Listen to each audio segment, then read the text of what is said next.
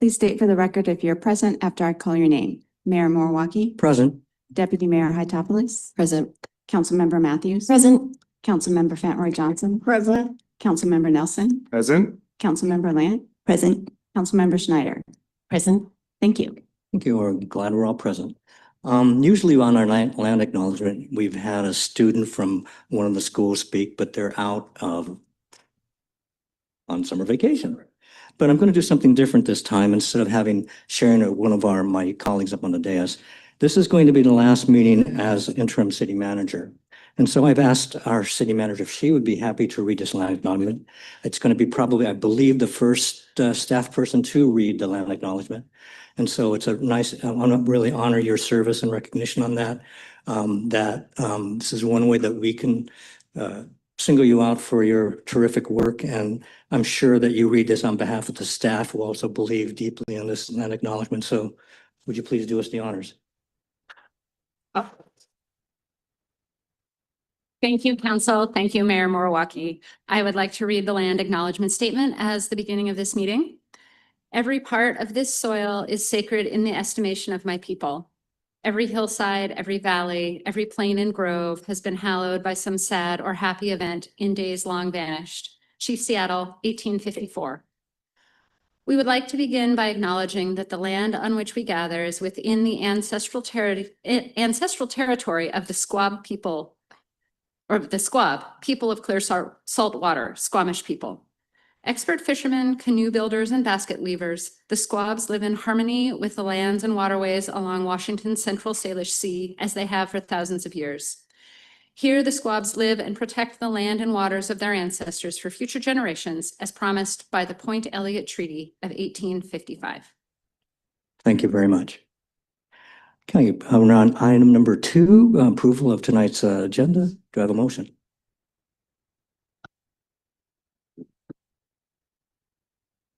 Councilmember Nelson. I move to approve the agenda with the removal of, hold on a sec, item 5D. Did you say 5E? 5D. Oh, 5D. Which was to cancel the September 1st city council meeting. Do we have a second for this? I know, this is the. Second. All right, so there's a motion to approve the agenda with the removal of item 5D on the consent agenda. Is any further discussion? Councilmember Nelson. I'm just going to clarify, I'm removing it from the agenda overall. Oh. Wait, one moment. Hold on. Councilmember Nelson, you have the floor. So What I'm finish your doing comment. is proposing that the agenda be as presented, except not to have agenda item 5D, which would be canceling the September 1st city Thank council you. meeting. Yep. Thank you, Councilmember Nelson, Deputy Mayor. So I supported the motion so that we could move this conversation to the discussion regarding the timeline for the comprehensive plan to determine, based on staff input, whether we would like to convene the first, I think it's the first, as dedicated to some outstanding issues on the comprehensive plan. So that wouldn't, I feel like it'd be bad faith to fully remove it if what you mean is remove the option of us saying, oh, nope, staff feels like they're ready to go. We don't need it. You know, it's an open question. So I would defer it to the item regarding the comprehensive plan update. Do you have further comment, Councilmember Nelson? Yeah, I think on that basis, I'll withdraw the motion. It's a very good point from the deputy mayor. So I will instead just move to approve the agenda as presented. Okay, so then Deputy Mayor, thank you, Councilmember Nelson, Deputy Mayor Hytopoulos.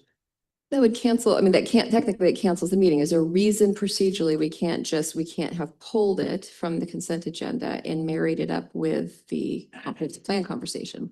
No, just a discussion to the interim manager. So just to make sure I understand, we would have the consent agenda item D pulled, which was consideration of cancellation of next week's study session. And you'd like to pair that item with the comprehensive plan update, which is, I think, item B under regular business. I think you could probably make a motion to place it after item B as new item C, and then you could handle both of those things separately. I'm happy to make Okay. that motion. Good.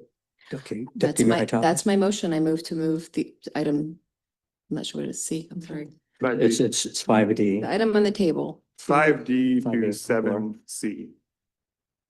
And so your motion. Was it Please, said, second. it's being please moved, repeat. it's going to become new item, 7E. I guess it's like seven, it's either 7C or 7B1. What would the city attorney prefer? Second. Oh, wait. We had to have a ruling from the attorney. Which would be more appropriate, attorney? Andrew Stoneman, city attorney, as long as it's clear. So I think perhaps we could just make it clear that this is being proposed to move item 5D as in dog to regular business between current items B and C. Is Yes. that my understanding? Okay. That's my motion. Second. Okay. Are we all clear now? Very good. Any further discussion? I hope not. All right. All in favor, please say aye. Aye. Opposed? Council votes 6-0. The chair votes aye, 7-0. Now the amended agenda has been approved. Is there any conflict of interest to discuss tonight? Deputy Mayor Hytopoulos? No. Okay. Right. Okay. So move to a couple presentations, and as a chair, I'm connected to both of these, so I will read these tonight. All right. Okay. First, I'm quite excited about. This is presenting a certificate of achievement to Logan Maxwell, Eagle Scout, completion of his Eagle Scout project. And if I may ask, Logan, would you come forward and share with what you did for our city? Go to the podium over here and yeah. Okay, am I speaking? Okay. So for my Eagle Scout project, part of Troop 1496, I redid the sign at Eagle Harbor Waterfront Park. The previous sign was directly behind the senior center, and it was in a very deteriorating shape. It was starting to lean forward. It was becoming a little bit of a safety issue. And it was also in the way of the senior center expansion project, which I've been reading about and hearing about. We weren't completely sure if it was going to happen, but we still decided to take the old sign out and replace it with a new sign about 150 feet to the left, right where the pathway is beyond the senior center, so that we wouldn't be in the way, and it would represent that section of the park very well. The sign itself, I had originally contacted Clarence. You did a very great job. Thank you for hearing me out on the project and supporting me to keep the project going and point me in the right direction with the city, because this was the first time that I was working with the city, and I know you guys were working with a youth member of the community, and we were able to kind of contact each other and start to work out details of the project. It just went very smoothly. So I'd like to thank you, Clarence, and thank you, City, for helping me out with this tremendous project and helping me achieve the rank of Eagle Scout, the highest rank and award in Scouting America. So thank you, guys. So Logan, have you had your Court of Honor yet? No, I am life? still working on my Eagle Scout project. Okay. I'm targeting end of October. All right. to have Eagle Scout. Once you're done now, then you'll have your board review and then Yes. okay, you're almost there. I am. I tried to get the project out of the way as soon as I could, just because it's the hardest part of the project and I wanted to have time to do everything else. Sure, yeah. So stay there. I'm going to come and read you this Eagle Scout recognition. This is to certify that the city of Bainbridge Island congratulates and commends Logan Maxwell in recognition of your efforts and contribution to the sustainability of the city of Bainbridge Island and for meritorious achievement in achieving the rank of Eagle Scouts of America, dated August 25th, 2026, signed by me. So come down here and take a picture. All right.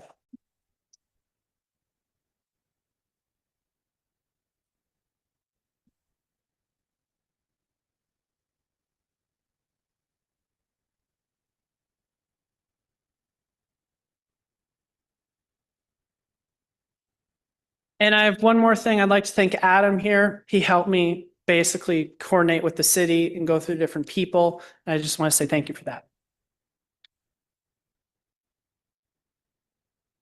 Thank you, Alan. Now I'd like to read a proclamation by the City Council of the City of Bainbridge Island, Washington, recognizing September 2026 as Senior Center Month. What a beautiful segue, right? Okay, whereas Natural Senior Center Month was founded as National Senior Center Week in 1979 and was extended to the full month of September in 2007 to recognize the important role senior centers play in promoting health, combating isolation, and providing opportunities for older adults to engage in their communities and with their peers.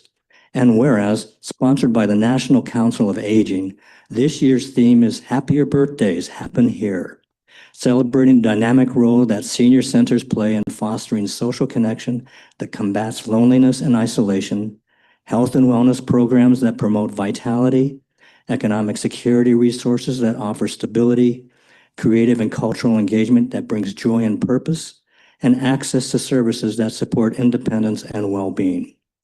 And whereas more than 10,000 senior centers across the states connect older adults to wellness, creativity, purpose, and essential services. And whereas in our community, organizations like Bainbridge Island Senior and Community Center, Island Volunteer Caregivers, Helpline House, and Housing Resources Bainbridge offer innovative community resources for aging well. And whereas the Bainbridge Island City Council is proud to support and partner with the Bainbridge Island Senior and Community Center in its expansion and improvement plans. Now, therefore, I, Clarence Moriwaki, Mayor of the City of Bainbridge Island, and on behalf of my colleagues on the City Council, do hereby proclaim the month of September 2026 as Senior Center Month in the City of Bainbridge Island, and encourage residents of all ages to explore and support our Senior Community Center and collaborating partner nonprofits dated this 25th day of August 2026, signed by me. And presenting Reed Price and colleagues from the Senior Center, please come forward. And you would like to say a word first? Before, yeah. Yeah, thank you. So ageism is ingrained in our society. In fact, there are many ways that we refer to aging that don't contribute to an appreciation of the value that comes to us as we live longer lives. You heard somebody say, I'm having a senior moment. I have too, right out of my own mouth. But the word senior itself can even have negative connotations. And senior community centers, they're often mischaracterized as a place for the aged and infirm. Here on Bainbridge, person by person, we've been helping to reframe the idea of a community center as something that speaks to all generations. Our center is a vital community resource that is helping people as we live longer, healthier lives. We have a continuing commitment to listen, with meaningful conversations at membership meetings, being open to inaugurating new programs, collaborating with other nonprofits, as you mentioned, to assess needs and jointly respond. In addition, your center's staff is continually learning from the wider human services community how we can stay relevant and current.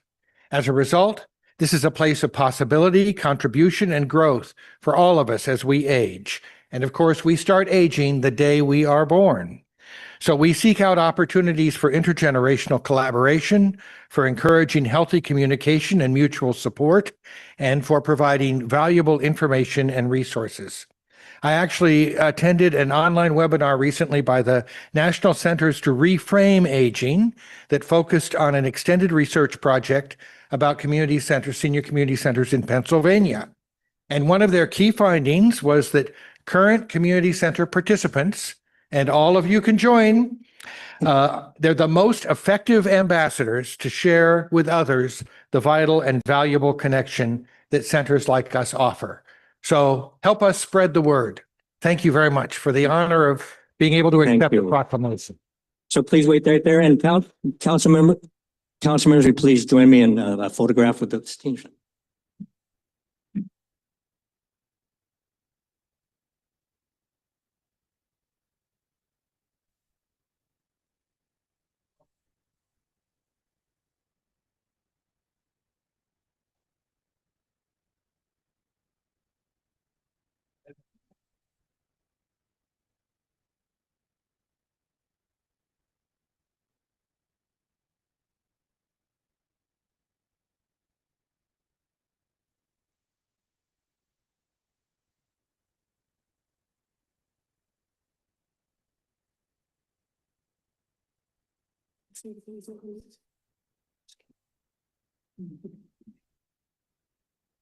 Now we'll open to comment for public comment.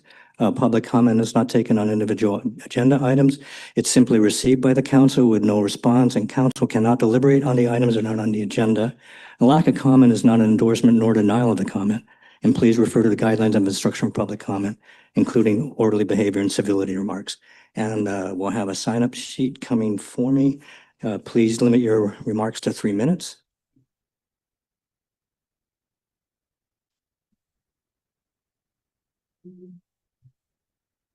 And as typical, I will read 2 names. The first person will be speaking, and the second one, please standing by once the person is completed. First name is Angela Bennett, followed by Mary Heckman. All right.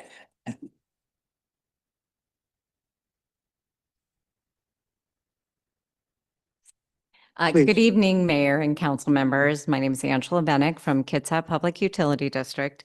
I'm here tonight to ask the council to help move forward and finalize an interlocal agreement between the city and KPUD for an intertie to support the South Bainbridge water system.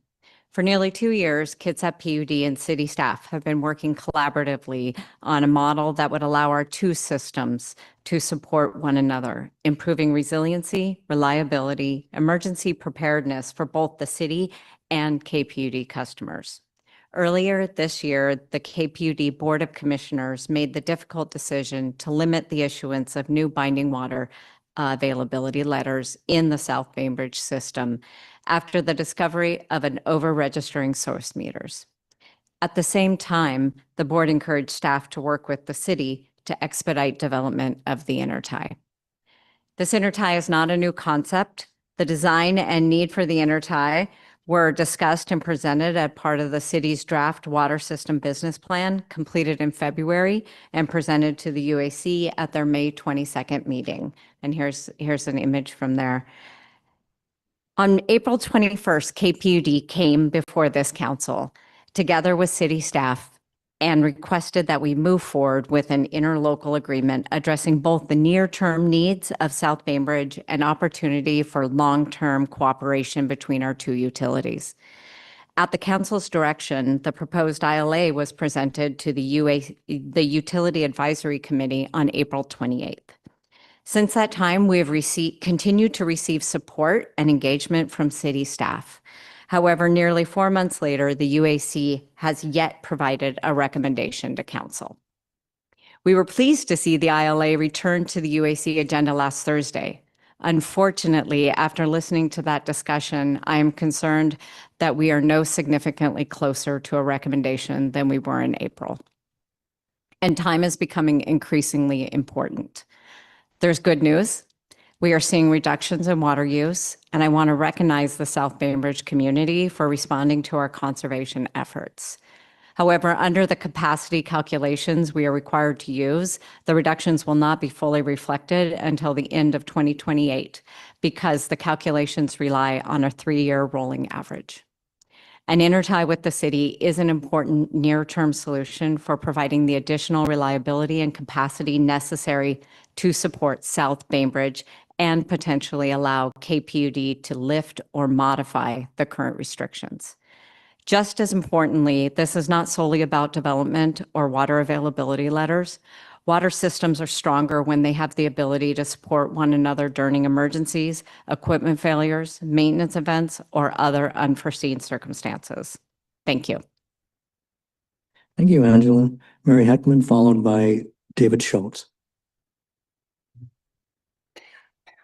You got my name right, Clarence. Thank you. I'll make sure that I stay within 3 minutes this time. I have 2 suggestions for the city council to just consider. And speaking for those of us in the audience who've been trying to track along with you everything going on between the comp plan, commerce, and now in the midst of all this, just to make our joy complete, the Lehigh extension is coming up at the same time. Our heads are exploding. I can only imagine that your heads are exploding too. So I have 2 suggestions to try to build a little bit more comfort into that process. First of all, I really think that the decision of whether to extend the master development plan again for Lehigh is one that you should make as city council, and you shouldn't defer either to an interim city manager or a new city manager. Not that they're not qualified, but Frankly, that's just, the more this drags on, that's a very large decision to put on the shoulders of someone who's either interim or brand new. I also think under the contract strictly speaking says that the request goes into the city manager, but the decision to extend is a mutual decision of the parties. The city manager is not a party to the contract. And I don't think you have extended the right to speak on your behalf on that issue. So I just think it's cleaner all the way around. You can simply make a resolution saying, hey, no matter what, the city manager needs to defer to us and come to us for permission on that one. It just makes sense. Secondly, what I would suggest is that you consider granting, if you're going to grant an extension, that you grant a 2 to 3 month extension. And the reason that I suggest that is that will give you some time to think about the next round. It's not long enough so you've already prejudged whether you're going to let them go back for more funding. But the other thing Lehigh has not done is they have not been providing you, that I know of, the reason why they keep asking for extensions. Under the contract, they're supposed to provide you with a reason for delay that was beyond their control. And that 2 to 3 month period would give you time to go back to them and say, hey, Lehigh, we want to know why you keep extending this, and we want to know what that reason is, whatever it is. That 2 to 3 month extension would also give you time to get a second opinion on at least one aspect of that contract. Now, you know my view. I think you should get a second opinion on all aspects, but that's a pretty big exercise. The piece I think you really need a second opinion on is whether you are legally authorized to sign a contract that's design, build, and a public work. I personally believe it is, but you should get a second opinion on that before you keep extending for such a long period of time. Because if you just keep extending this thing and then to the very end you come in and say, guess what, we can't sign it because it's a design, build, and it's a public work. I mean, that's just not a really good faith thing to do. And it doesn't put you in a very good position from a liability perspective. So take that 2 to 3 months, get the second opinion, then you at least know where you stand, and then you're going to be in much better shape at that point to deal with Lehigh, and hopefully, we can only hope, the comp plan is behind us at that point. So I urge you to give yourself a little bit of breathing room. I urge you to take some pressure off your city manager, and I'm at 3 minutes, so I'll end. Thank you. Thank you, Mary. David Schultz, followed by Ellen Lockhart. Good evening, City Council, and to our interim city manager.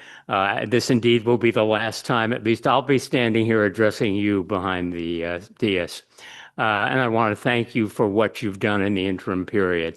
I'd like to build upon what the previous speaker had to say, and specifically regarding the extension to the Lehigh contract, and focus upon the fact that we've already had 3 extensions granted to Lehigh. There were deliverables to be put forth. Yes, there have been extenuating circumstances with zoning, but it appears to any neutral observer, Lehigh has dropped the ball. And I want you to understand that if you do not extend on September 30th, which is the period ending for the current extension, that does not void the contract. The contract continues until May 15th of 2028, 2 years from now.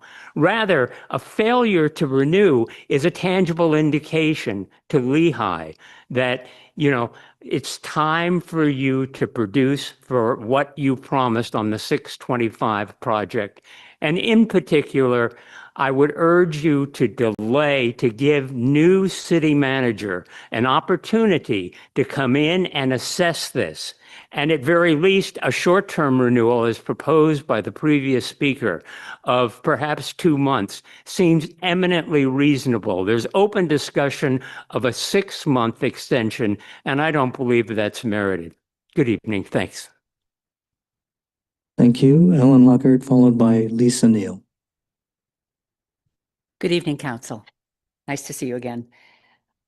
I'm Ellen Lockhart. I'm a 43 resident of Bainbridge Island. I'm grateful to live in this remarkable place. During my time here, my partner Nina and I built and sold 2 successful national businesses. The businesses began with a big idea, pioneering distance learning with a video-based subscription program that provided monthly continuing education for EMTs and paramedics nationwide. We frankly had a good idea and no idea how to build a business. So there was many years of sleepless nights and being just scared out of our minds, frankly. And we slowly figured it out. So here's what kept us alive. We were really careful about money and we were meticulous in our legal agreements. We were very careful about money because it was our money and our house was on the line as collateral.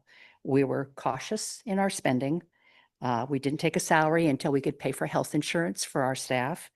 We operated out of our basement and then ultimately an older house in downtown. We shipped thousands of monthly products out of an old garage behind the house. I would ask you to be as careful with spending our tax dollars as if they were your own hard-earned money. We were also very careful with our legal agreements, whether with vendors, with staff, or with employees. I spent a lot of time reviewing legal agreements, which I hated because they are not usually clearly written and often confusing. To be sure we got it right, I relied on specialized counsel from Rydell Williams to make sure I hadn't missed anything. As you know, I am deeply concerned about the current agreement with Lehigh. It leaves Kobe very vulnerable and could cost our city and taxpayers significantly. To be certain we get this right, I entreat you to have an outside expert review this contract. Once again, it leaves Kobe with almost no rights for almost 99 years or 99 years. It's a big contract. And I would also say a quote from my grandmother, which is, measure twice, cut once. There's no downside to having second expert review on this agreement, and there is risk in not doing so. So I know all of you care deeply about our island. This is a very big project for our little town. Please consider outside review of this agreement by a specialist. We need to get this right. Thank you. Thank you, Ellen. Lisa Neal, followed by Phaedra Elliott. Good evening, Lisa Neal, I live here on Bainbridge Island. I'm going to speak about two completely different topics tonight. I wasn't prepared to talk about the intertie, but it came up, so I want to just make a few comments about that. I want to note that the intertie, the water that KPUD wants to take through the intertie hasn't been vetted in the GWMP. I want to note that most of Kobe's water comes from the deep aquifer, Fletcher Bay Aquifer. That aquifer is already down 10 feet. Kobe has asked the Department of Ecology to up the pumping at the Sands wells, which also tap the deep aquifer. So my point here is that we're being asked to provide something that we aren't sure what the result is going to be. We haven't vetted in the GWMP. We spent a bunch of money on that, and then suddenly it's like, oh, by the way, we want to, give 50 cents to this other guy down the road. Now, my other concern about the intertie is that even though it's been talked about for quite a while, I never hear from KPUD that they're going to rein in the super users. I've never heard any quantification about what are the super users really using. Is that really the problem? So there are a lot of questions and there's a lot of risk, and it just seems like, the GWMP should have reviewed it. So that's my point on that. Is there anything else I wanted to say about that? No. My other point I wanted to talk about tonight is 2026-10.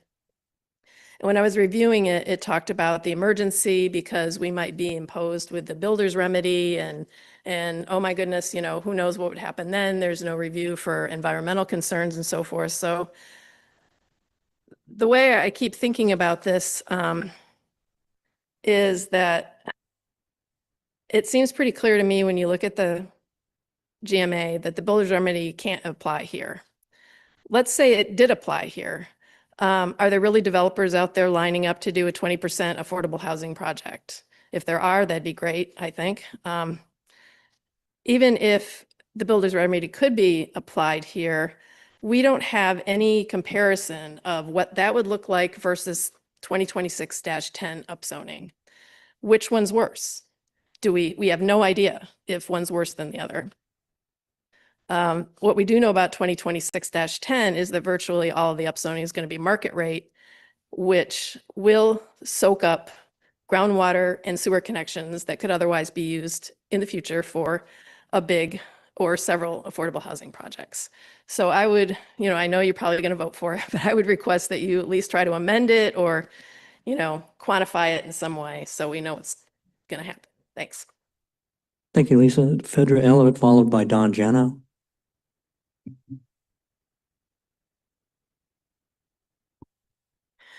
Good evening, City Council. My name is Phaedra Elliott, and I'm the Executive Director of Housing Resources Bainbridge. HRB develops and manages 100% permanently affordable housing in our Community Land Trust. HRB has been engaging in the city's comprehensive plan and Winslow Sub-Area Plan update throughout this long process, sharing our perspective as a developer and manager of permanently affordable housing. We have offered feedback to you as you tackled the work of meeting the new state requirements. While you have HB 1220 requirements to meet, we viewed this process as an opportunity for the city to make critically important affordable housing progress. We recognize that tonight's adoption of the interim development regulations is an emergency stopgap so that an extension through the end of the year may be granted. Because of the pressure the city is under, we understand that this stopgap action may not yet feel like progress, but we want to highlight the parts of this ordinance that we feel most hopeful about, and also point out opportunities to make that promised progress when you begin your work of refinement toward a final ordinance this fall. We are glad to see both a voluntary and mandatory inclusionary program included in this ordinance, and we urge you to be as creative and flexible as possible when working on refining these programs this fall. Mandatory inclusionary programs are challenging to develop, but that challenge isn't something from which to shy away. Bainbridge Island needs to increase its housing supply and its diversity of housing types. We need all different kinds of developers to be a part of the solution, from 100% affordable multifamily developments in our densest zones to the development of smaller infill homes in our neighboring residential zones that are still close to transportation infrastructure. We are glad, too, to see an increased parking flexibility and reduced requirements across the Winslow Town Center. Parking flexibility is critical to the development of multifamily affordable housing. As a developer of 100% affordable housing on the island, we know how challenging it is to make it all work. Ultimately, funding is almost always the biggest barrier. When refining your work this fall, we urge you to consider the ways in which you are making it more difficult, or ideally easier, for a developer of affordable housing to financially make a project work. Let's continue to make progress. Thank you very much. Thank you, Phaedra. Don Jano.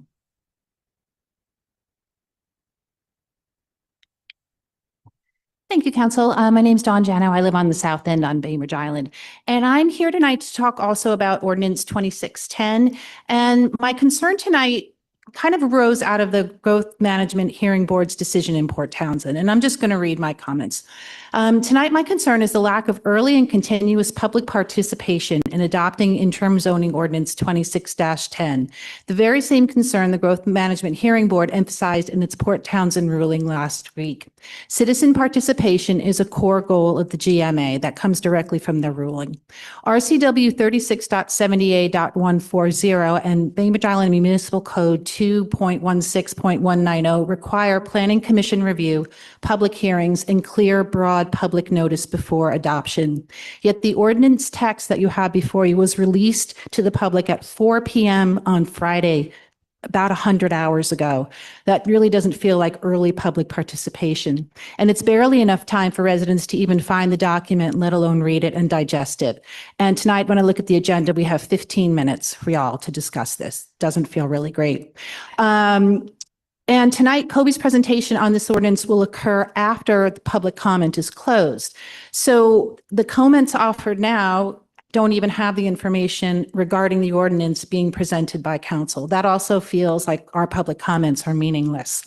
And this is the same sort of lack of process the Growth Management Hearing Board found deficient in Port Townsend. There, the board held that adopting major zoning changes without Planning Commission review and without a public hearing before adoption violates RCW 3670A.140, and even described the city's characterization of its amendment as at best confusing and at worst deceptive. I would agree that we have a similar situation going on here. I don't think 100 hours and 15 minutes is enough time for anyone to digest the amount of information that's held in that ordinance. And importantly, the emergency cited in the ordinance does not meet the legal threshold. RCW 3670A.390 allows interim zoning controls only when necessary for immediate protection of public health, safety, or welfare. Commerce's timeline does not constitute immediate harm, and the hypothetical at this point, builder's remedy, does not constitute immediate harm either. And RCW 36.70A.390 does not eliminate or override the RCW 3678.140. I sent you all a letter on this. The Growth Management Hearing Board has been explicit that interim controls must still comply with public participation requirements unless a true immediate emergency exists. The city cannot manufacture an emergency simply by declaring one. The Growth Management Hearing Board holds that a city cannot manufacture an emergency by failing to act in a timely manner. And the builder's remedy is a hypothetical policy concern at this point. It is not an emergency. Finally, the public hearing in October is not early or continuous. I know I'm running out of time. And I just want to close by noting that in the Port Townsend, the board considered remanding the case on public participation grounds alone. That is how the fundamental public process is under the GMA. Failure to follow that process here places the city at a clear risk of a Growth Management Hearing Board challenge. Thank you. Thank you, Don. That's the last of the people who've signed up. If there's anybody in the chambers who would like to come forward and speak, if so, please do and identify yourself and limit your comments to 3 minutes. Seeing none, do we have any people waiting online? Thank you, City Clerk. Okay, so the public comment period is closed. We can move to number 5, consent agenda. Do I have a motion?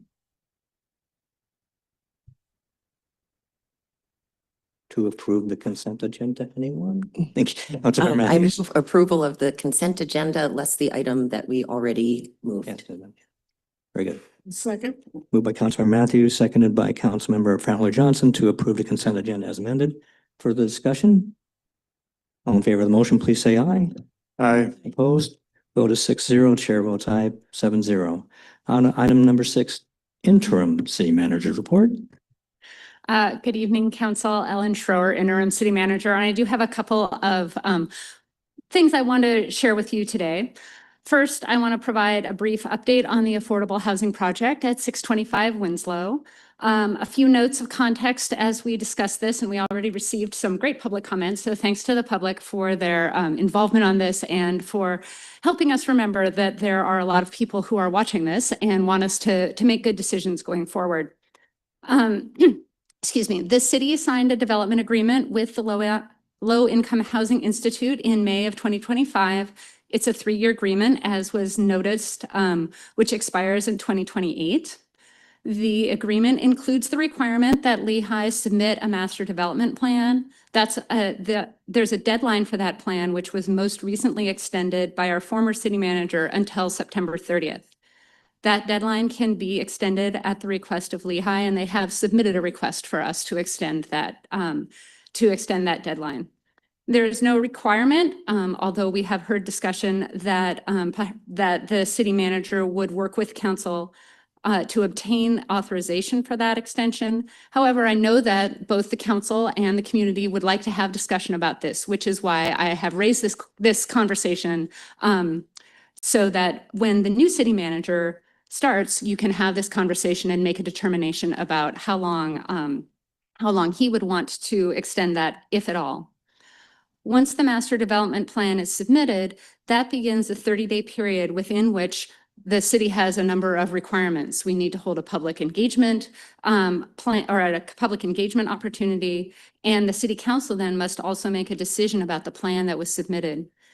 Given the number of other things that the city is already working on, including the comprehensive plan and the new city manager and the budget, I hope that we will take the time that we need to review the different options. I understand that many of you and many in the community have questions about the agreement, which we can also address when our new city manager begins his time with the city. So for today, I want to underscore that I haven't taken any action on this topic. I don't intend to take any action. I did want to start the conversation, and I think that has certainly been successful.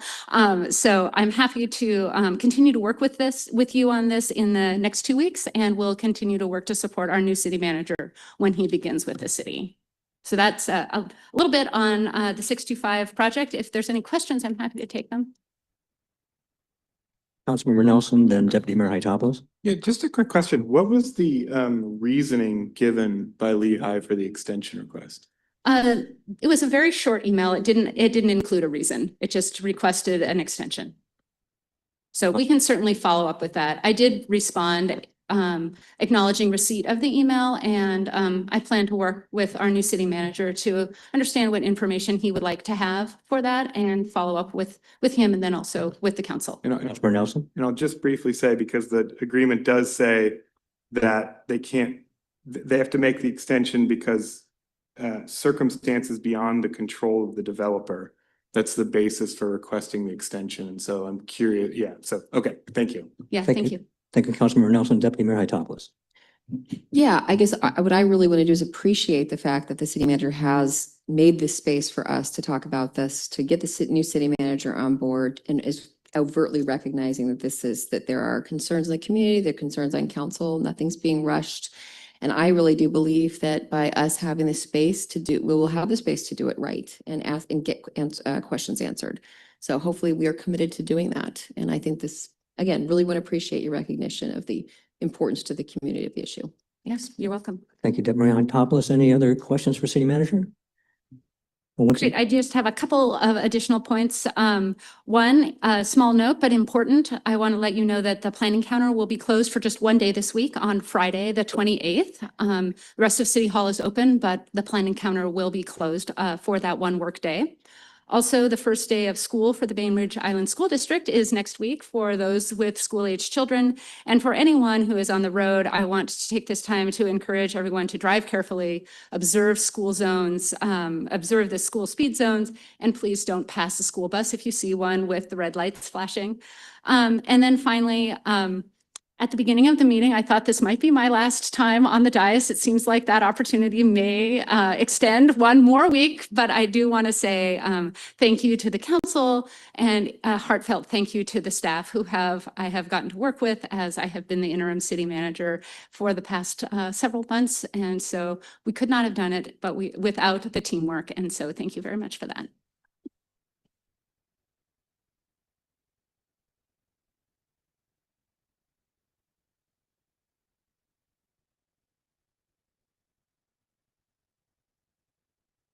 Well, thank you for that almost final report, perhaps. We'll see. Keeping my Okay. fingers crossed. Okay, now we're on to our regular business agenda items. Number 7A, adopt ordinance number 2026-10, adopting the interim development regulations, including mandatory inclusionary zoning and scheduled public hearing for October 13th, 2026. Councilmember Scheider.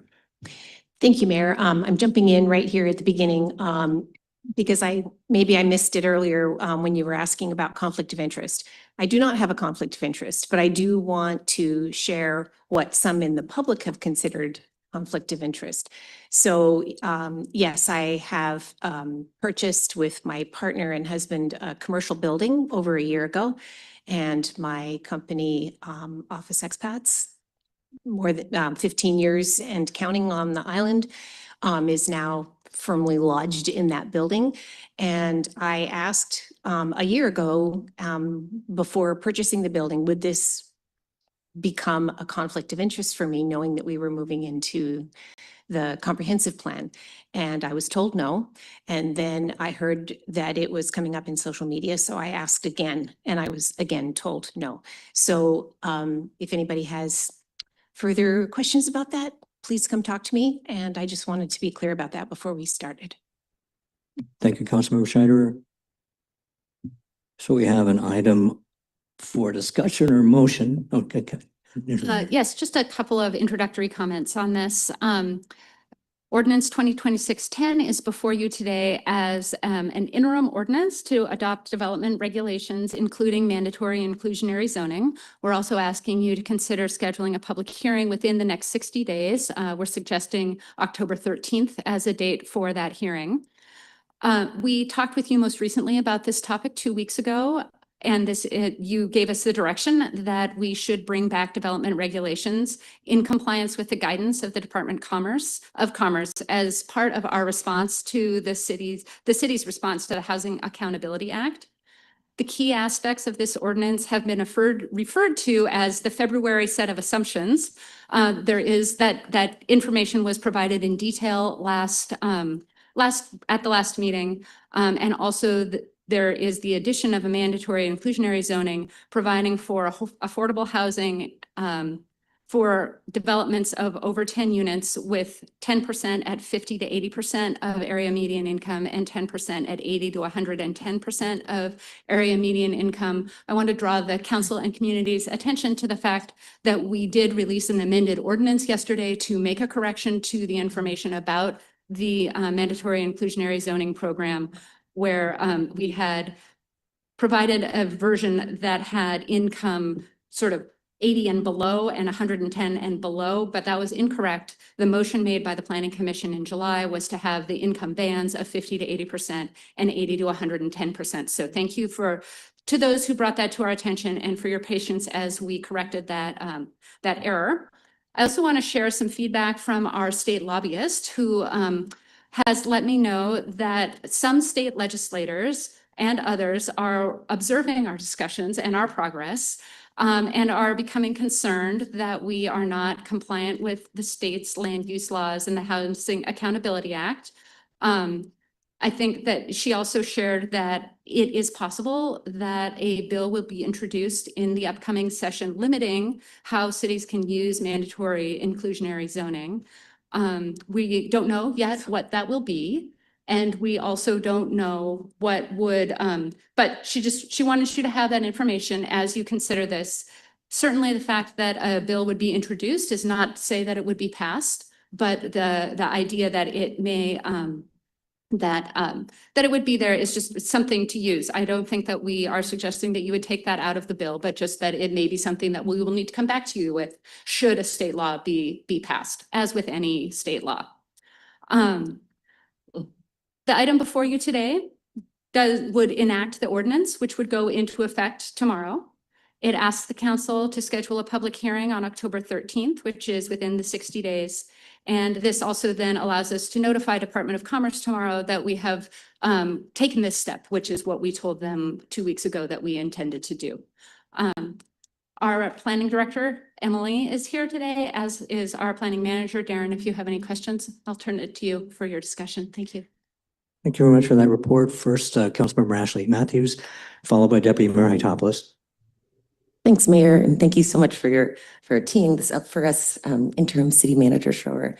So I just have a question. I was going to make the motion, but then obviously we'll have lots of discussion. But I have a question about the date. We did just hear some really good public comment that did make me think about or wonder why that date is so far out. And so I was wondering if there was an opportunity to move the public hearing any closer. We can schedule that at any business meeting that you would like to. We had tried to leave some items off of September 8th, which is the first day for our new city manager, to allow him to have, items that didn't have perhaps such a tail. But we could certainly schedule it for the 22nd of September, if you prefer. Well, then I will make the motion with that date, just thinking school starts around we don't want to do too much around the beginning of September. So I move to adopt ordinance number 2026-10, adopting interim development regulations and schedule a public hearing for September 22nd, 2026. Second. Councilmember Fowler Johnson, moved by Councilmember Ashley Matthews, seconded by Councilmember Fowler Johnson to adopt the ordinance with the public hearing date for September 22nd. 2026. Discussion. Deputy Mayor Hytopoulos, then Councilmember Nelson, then Councilmember Land. Yeah, before I make a comment about about the change that was made over the weekend. I just want to generally say that just hearing about just yet another round of this flack from the state makes it so hard to play ball. I think it's important for the community to know that some of us are working really, really hard to play ball in a game in which the rules are inequitable and completely unintelligible. So continuing to play ball, I will be supporting this. But I kind of want to make a point as to why I would support this action as opposed to the builder's remedy, for example. My deepest heart preference actually would be litigation, but I know we don't have traction for that. So let's try to play ball. The builder's remedy, I think somebody mentioned the idea that it's not a threat. And I think the fact is that the builder's remedy, we actually just don't know what the builder's remedy is. Nobody knows what the builder's remedy is. Commerce doesn't really know. I think it's sort of an empty threat in a lot of ways, which is probably why some of us felt like we should perceive it that way. And maybe, gosh, we agree with this level of affordability, go for it.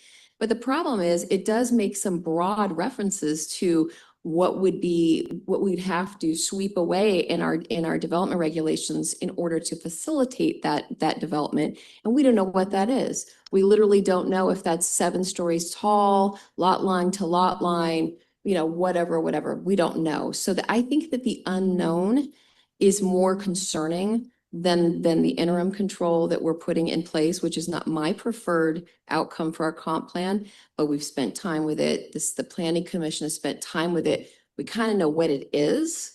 And so I would rather adopt something that we know. And again, it's not the final decision. It's something that will be in place until we get to do this work. And then we'll all get to vote on what it may be this, but we'll all get to vote again. The thing I wanted to say about this ordinance, though, is that I actually prefer the language staff had in there. And of course, we do have the ability to do that as the council. It's too bad we don't have the planning commission. We have one planning commissioner here who I'm not going to ask him what he thinks, but the way it was appeared before, as I understand it, is the 2 tiers were up to 80 or whatever, up to 110. That doesn't mean that those who want to optimize their bottom line can't go ahead and just do 80 and 110, whatever the 2 tiers are. But what it does do is it invites the entire spectrum to count. And in a sense, what we're saying is when we put a floor on it, and right now we're not talking about 625 or anything like that. I just want to be clear, we're talking about a specific project that we're involved in. But somewhere on this island, we are obligated to allow for projects that do go down to, say, 30% area median income, permanent supportive housing. So I'm not sure why we would put a floor in, and I'd be curious to know if staff had any reasoning for that, if it was just an oversight or that had been thought about. That wouldn't it be better for us to say the 2 tiers are up to the 2 maximums, and then any project, including a deeply affordable project or one that has a few deeply affordable units could meet the standards for the interim. Thank you, Deputy Mayor. Before you respond, I just want to make sure if you have questions, and that'll be the time to probably ask, so we didn't have to be repetitive. So, okay, Deputy Mayor. I'm going to ask, I don't like that method, and I'll be continuing to ask us to return to the method we've had for many, many years of actually being able to ask a question and get the answer instead of stacking questions and setting staff up for 10 questions that they have to track and we don't get to actually get a response. So I would request that Darren be allowed to respond to my question. Well, I was just smoking it up. So no questions, sir? Are you Deputy Mayor Hightopless? You finished? Okay, thank you, Deputy Mayor. Thank you, Council. Darren Buchanan, Planning Manager. The discussion during the Planning Commission meeting, there was a screenshot that was shared during the screen that was provided by the chair at the time, Sarah Blossom, that basically stated the same thing. It had the language of 80% or below and 110, or I believe it said 95 or below. And so after the motion was made, there was a slight discussion. Senior Planner Sutton has asked some clarifying questions that basically said, so I'm paraphrasing what she said, but I just want to make sure that what on the screen is presented, there was some discussion that said, no, it actually 95 had been raised up to 110. So it said 80 and below and 110 and below. So I think staff took that verbal direction, and that's what you saw in the packet, as opposed to the written motion that had been shared. Thank you very much. Councilmember Nelson, then Councilmember Lim. Yeah, thank you, Mayor. So I'm just going to speak to the ordinance a little bit here. So it's kind of a difficult vote, is what I'd say. I'm ultimately not going to support the ordinance, but what I do want to say first, before I go a little bit deeper, is I really commend this council for having the courage to layer on the mandatory inclusionary zoning. Because what this ordinance is Commerce said, you must adopt this if you want a 120-day extension. And we said, we'll adopt this, but we're also going to add the mandatory inclusionary zoning. So they could have come back and said, nope, that's not good enough. You don't get your extension. And so we showed a lot of courage, this body, by putting that on top. And so I want to say that first. What this ordinance is it's market rate upzoning, primarily with some affordable housing. right? So there's two main things. There's the voluntary inclusionary zoning program, which is expected to create 31 affordable housing units over the next 20 years. There's the mandatory inclusionary zoning program, which has been pulling teeth to try to get a consultant to tell us how many, if any, units it creates. And then there's 174 pipeline units, which is just what we've already been doing. So it ultimately means 205 total affordable housing units out of the 1,139 units we're supposed to do over the next 20 years per state law. Now, what's troubling to me is that Commerce says we have to do this, and it primarily relies on market rate upzoning to get to legal compliance as Commerce sees it. And then in the background, we just had a decision out of the Growth Management Hearings Board related to Port Townsend that said, actually, market rate upzoning is not GMA compliant. And we saw the same thing from the Mercer Island decision. In fact, we have to make sure it's actually affordable housing. And so it kind of puts us between a rock and a hard place, right? Either we have to satisfy Commerce or we have to satisfy the Growth Management Hearings Board. And we've spent years on this at this point instead of doing the people's business. This whole statutory scheme has just become a little bit ridiculous. So my preferred approach was not to play ball, frankly, right? Because this is just putting in place a lot of market rate upzoning that will eat into sewer and water capacity instead of focusing on affordable housing. Now, is the affordable housing even possible?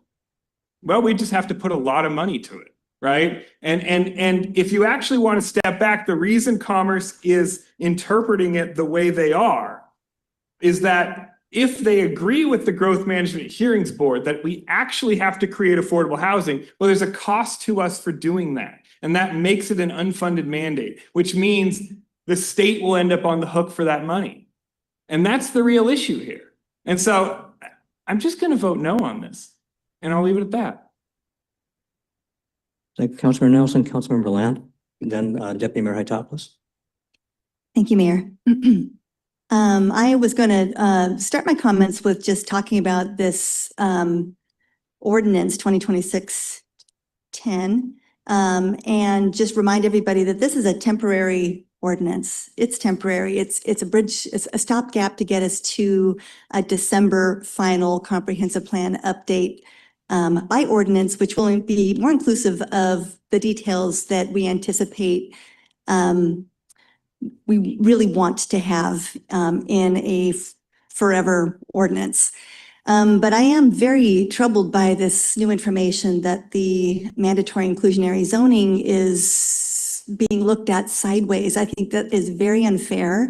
I appreciate that lawmakers are looking at us, but they should be looking at themselves and looking at how the people who are putting these programs into place are putting them into place. If we can't get the answers in a timely manner, and then suddenly we're again months behind because we thought we were ticking the boxes, doing things that none of us really enjoyed, from the Planning Commission to the public, to City Council, to staff, nobody is happy. So what could they have done to make this process better? I would like to see a little more internal reflection on their part before they come to us with finger pointing and further the threats of what might happen to us. Thank you for listening to me for that. Okay, let me just go back to the ordinance in front of us right now, which I think it's very, there, it just went away.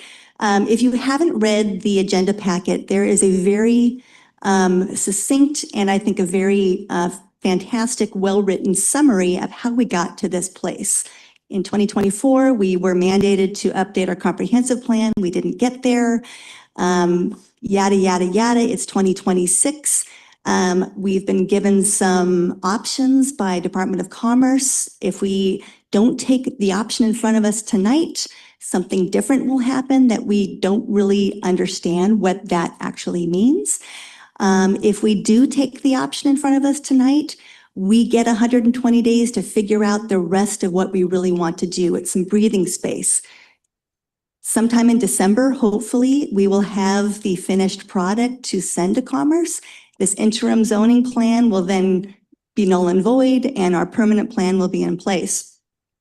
I think that there's a lot of things in this interim zoning that I am also not a fan of. We've received plenty of emails regarding parking standards, for example.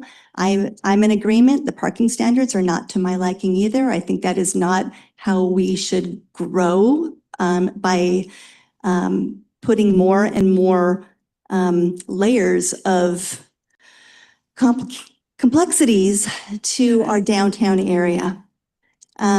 However, I also will be voting for this because it's a stopgap measure. If we can make it to December with a good product, then we will be in good shape. So for all the folks saying don't vote for this tonight, or the folks saying do vote for it tonight, keep in mind, December, hopefully, we will have a whole new ordinance in front of you that will include many things that you will love and a couple of things you probably won't like. I also want to touch base real quick on some comments regarding public participation, because I'm also a little bit confused in just how public hearings and public participation, if we are adopting something tonight that just came to us a few days ago, and we've known this is coming to us, but the product that the public has seen just showed up to them. I would like to understand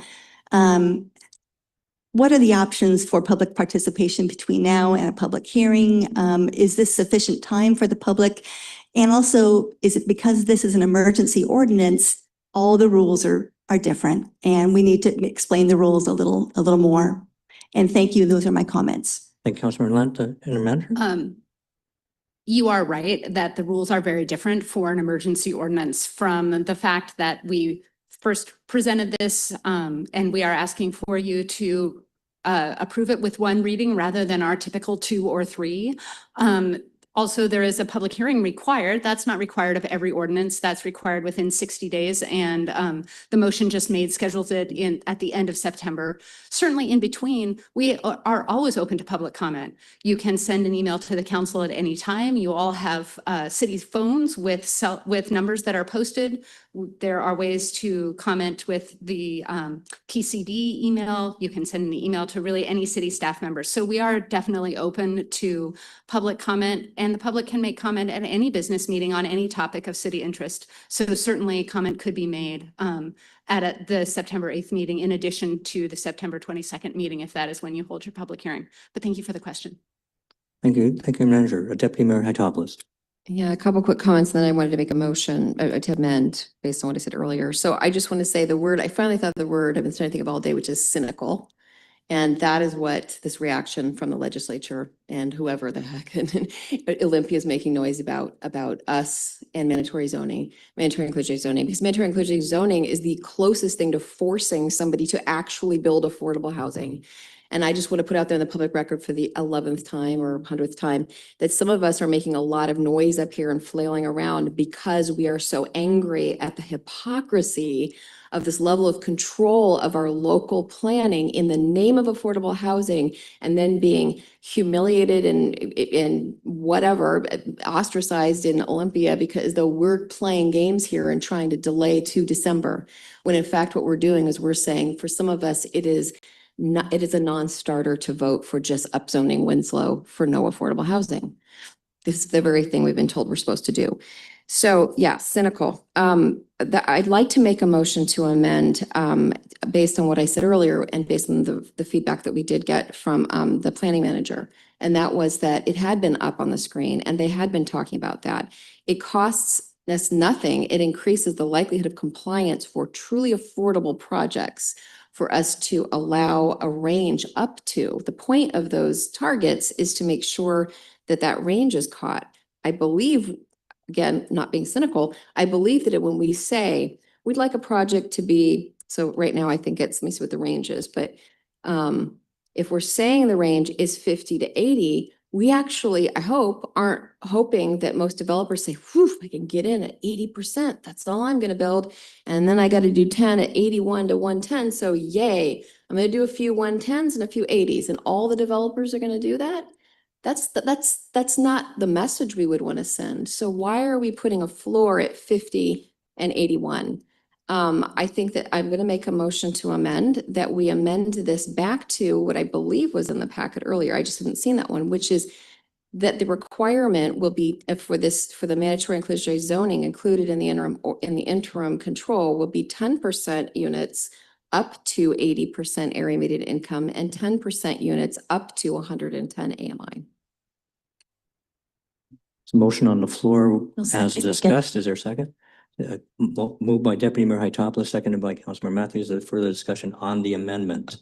Councilmember Nelson? No, wait, Councilmember Fatler Johnson's light was on first. I'm ready to talk about the. Okay. Just wanted to. Oh, you wanted another thing, all right. I saw your light on first. I just want to make sure. Okay, thank you. Councilmember Nelson. You want me to wait? Oh, yeah, I called you first. Did you want to, yeah. But I don't want to talk about the motion. This amendment? Yeah, I don't want to talk about that. Yeah, I'll come back to that. Okay. Yeah. So we'll talk directly to the amendment, Councilman Nelson? Yeah, I'm going to oppose the amendment because I don't know if the deputy mayor watched the planning commission meeting, but this was a very meticulous negotiation among the members where this was the compromise that was reached. And I don't know if the council, we have the chair of the planning commission in the audience. I don't know if we would entertain comments from him to describe, but it was very intentional the way that it turned out here. And I really think that at this moment, we should be deferring to their expertise on this. I don't think that this is the time to launch into a detailed conversation on how we should change this program, because there's all kinds of ideas we might have to change the mandatory inclusionary zoning program. And I don't think now is exactly the time. So. Thank you, Councilmember Nelson. Councilmember Land. Thank you. I just also in terms of conversational brevity, again, this is a temporary ordinance, so we can finesse this. We will finesse this, but just putting that out there. Thank you, Councilmember Land. Deputy Mayor Hytopoulos. So, I mean, again, what this is saying is if I come in and I want to build a project of 10 or more units and I want to put in for 10% of my units 40 to 50%, I don't comply with our mandatory inclusionary zoning. That's nonsensical. So I almost want to suggest we hear from the planning commission chair, but on the other hand, we want to be careful about opening that door in meetings. Because the reality is at the moment, this is something we can understand. This is a policy question. And the policy question is, do we not want people to build housing at below 50% AMI? Is that what we're saying? I understand that there are different groups of us who emphasize different areas. Some emphasize all equally. But I'm certainly not. So I certainly don't want to adopt a policy that doesn't reward people for building housing for people who are home health care workers, for example. They're not going to be in here. And so, again, I just want to be clear that, yeah, I guess one way we could look at it in response to what Councilmember Lance said is, yep, it's just the interim too. So, it's not as though it's going to create a lot of damage if you think it's going to create damage. But anyway, I think it's what we want, which is a full spectrum of housing. And it's what we've been told to do. Thank you, Deputy Mayor. Councilmember Schreier hasn't spoke to the motion yet. So Councilmember Schreier. Thank you, Mayor. I think that we have not heard yet why the Planning Commission decided what it decided. And I'm sure that this change was made because council said we want it to be what the Planning Commission decided. And then there were kind of conflicting versions of that. So if we have the opportunity to hear what the reasons for that change, I think we should allow that to happen right here, right now. That's just my thought. Thank you, Councilmember Schreier. Councilmember Nelson. Yeah, I would also love to hear from the planning commission chair, but I know that part of the reasoning of the second band is that there is an identified need for workforce housing and that there's a specific bucket for workforce housing. So that's why the 80 to 110. And so I think the idea was not to sort of collapse it into one range, but to have two very specific bands that would be provided. And so anyway, I think we should be deferring to the planning commission on this one. I would hold on that. I don't want to have a precedent on that because this is our business meeting. We're supposed to be discussing amongst ourselves and professional staff, and that's about our universe and legal counsel. And that's another body that we we should be just addressing ourselves. Any other discussion on the motion? I'll just add, it's very confusing to me. But I would lean toward what Councilmember Nelson had just suggested, because the body had looked at this and there had been a lot of thought. It makes this motion clean as is. And we are trying to meet a deadline for commerce, so I'd just like to keep it as clean as possible. That would be my suggestion. So any other discussion on the motion? Councilmember Pratlow Johnson. Well, it seems to me that while we talk about this issue of trying to change it and that how it might affect what commerce wants, it just leads me into the comment that I wanted to make. Okay. Which is, really, does it make a difference if we change it or keep it the same when there's already rumblings about what we're doing? What I see happening is no matter what we do, Olympia has decided that we haven't been able to do it, right? And what I've been suggesting at the very beginning of this is sooner or later bound to happen. We're going to lose the right to do anything, and they are going to come in and do it themselves. And if that's what everybody on the dais wants, then, that's what we ought to do. Just let them come in and do it. Because, this is why I believe we're so late doing everything. We've been picking it apart forever. And all we really need to do is make sure we have some affordable housing. We've been trying to find the right recipe, but everybody don't have the same ingredients. And it's like, you're over there making hamburgers and I got fish. And we can't get it together, because they don't belong on the same plate. So what I would like to know more from our representative, our lobbyists, more information on what it is they expect us to do that would satisfy them. And what is wrong with what we're doing with this mandatory inclusion? If it provides more avenues for affordable housing, what are they, I just need to know what the problem is. Thank you. Thank you, Councilmember Pratlow Johnson, and I would agree with your metaphor that a lot of this seems half-baked. Councilmember. Thanks, Mayor. Yeah, Matthews and then so I Deputy just wanted to, just a quick, for the public's benefit and for ours, I sent this to council back in, February. It was from, I sit on the Growth Management Policy Board, and they had a survey that went out to all jurisdictions in the state about what tools they were using in the 2025 housing incentives and tools that they were using to achieve affordable housing. And so the top 3 in the state of Washington includes jurisdictions responding in 2025. Number 1, 89% was the multifamily tax exemption. Number 2 at 78% was mandatory inclusionary zoning. So I do question the question of our using Ms. I just like to say that. Mandatory inclusionary zoning. And I also echo, what they would like us to do. I do sense frustration with us. I get it. But we're just doing what all the other jurisdictions are doing that have showed that will achieve affordable housing. So just wanted to put that out there, that the number 2 method for achieving affordable housing last year was mandatory inclusionary zoning. Thank you, Councilmember Matthews. Deputy Mayor Hytopoulos. Just one short, hopefully response to Councilmember Pratlow Johnson. Doesn't feel like a bad thing. I hope it isn't a bad thing. It's just that my thought about this idea of the specter of the state coming in to punish us when they have created this monster that has cost God knows how much money to how many jurisdictions, how much angst, how much litigation and so forth, and again, so much hypocrisy. My thought is our number 1 job here as the local elected officials is to protect our community. And that includes and I'm a big advocate for government. I'm not a government hater. Government is the solution to a lot of things, but sometimes governments make really bad choices. And sometimes we even have to defend against that. So it really concerns me if we spend too much time worrying about what they're going to do to us, because we are not alone in being overwhelmed and frustrated by this.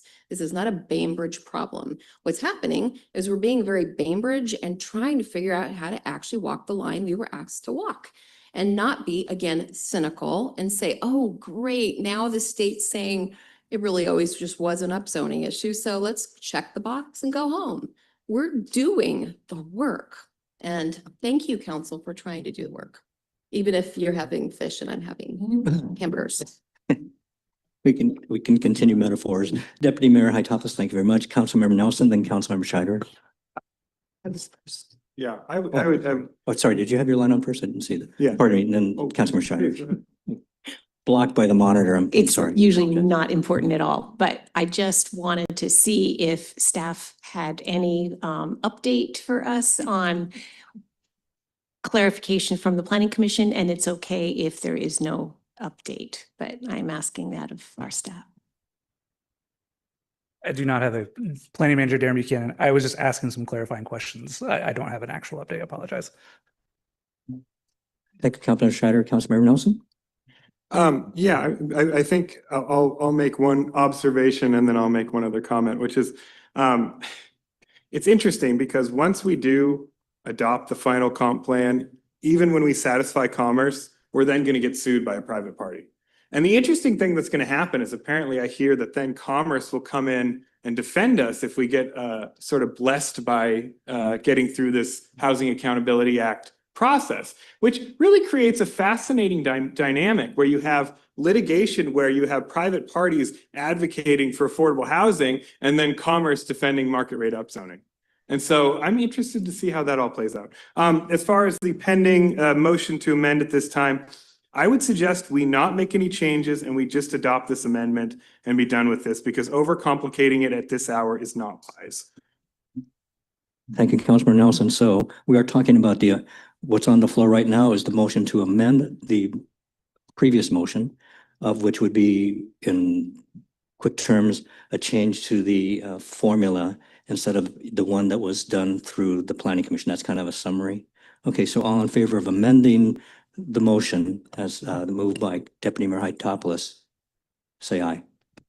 Aye. So we have Councilmember Scheiderer, Councilmember Matthews, Councilmember Pamela Johnson, Councilmember Hytopoulos, and those nay. Nay. We have, Councilmembers Nelson and Lant voting nay. So that is 1, 2, 3, 4, and 2, and the chair votes nay. So it is a 4-3. So that is now the motion before us as amended. Any further discussion on that? Well, I'll just add, I'm listening to all your comments and picking up lots of things from everybody, and I think we have a lot of agreements. And so I'm going to change the metaphor about food to homework. And we started out at homework, right? And it's going to be a tortured metaphor, I'm afraid. But they came in to watch our homework, right? And we've been working with them. The problem was the curriculum kept moving.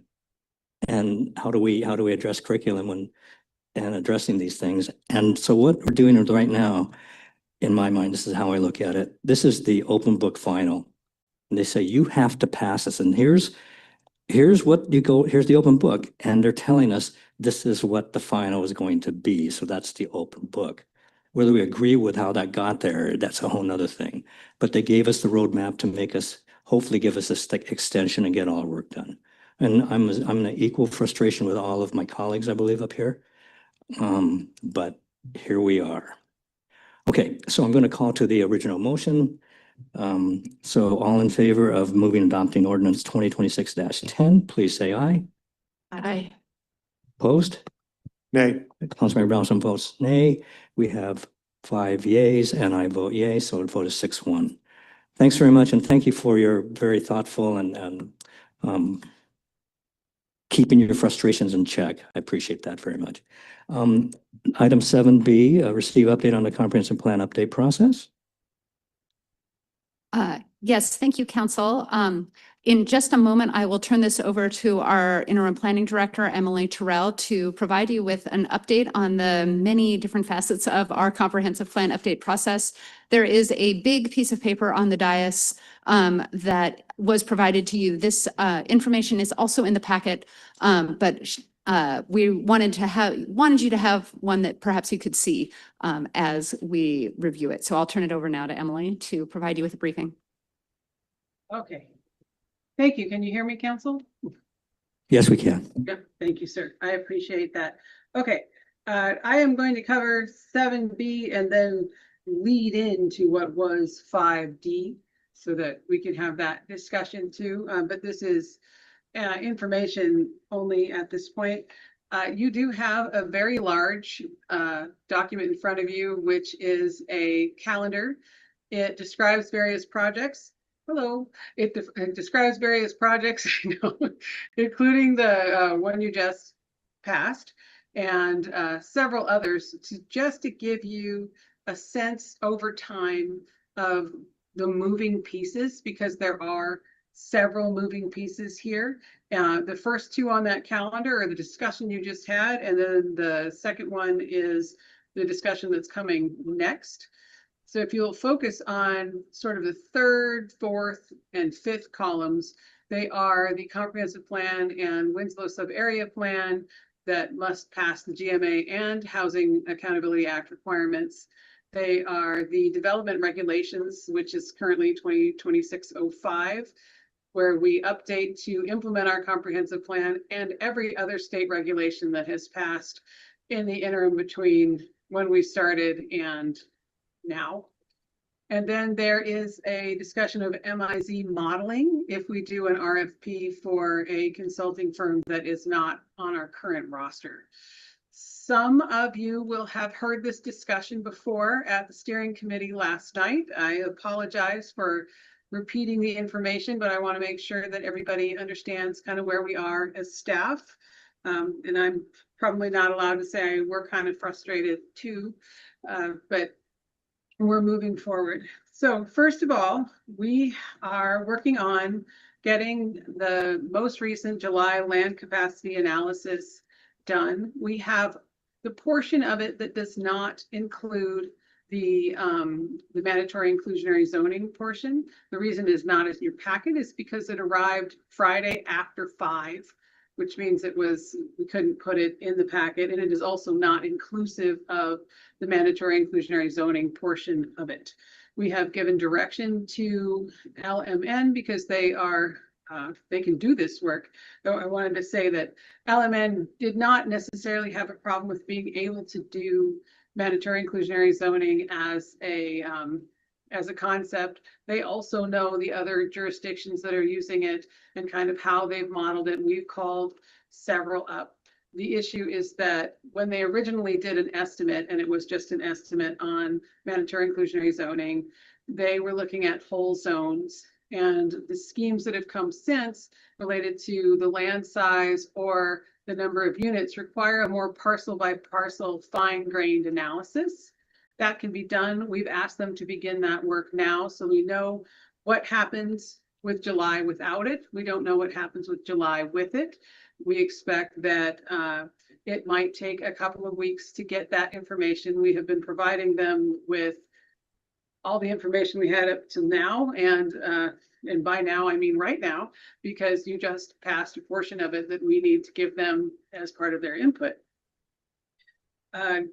We will be updating the comprehensive plan draft, not just with the LCA, which we'll get to in a minute, but also with state agency comments. We have had comments from the Department of Fish and Wildlife, from Commerce and Ecology and others. So there are language changes that we will show you, and they are highlighted. We're not there yet, but those are not necessarily substantive changes. Oftentimes, at least outside of the Department of Commerce, we're hearing update this reference in this appendice to include the state's new model or update the date of something because additions have changed.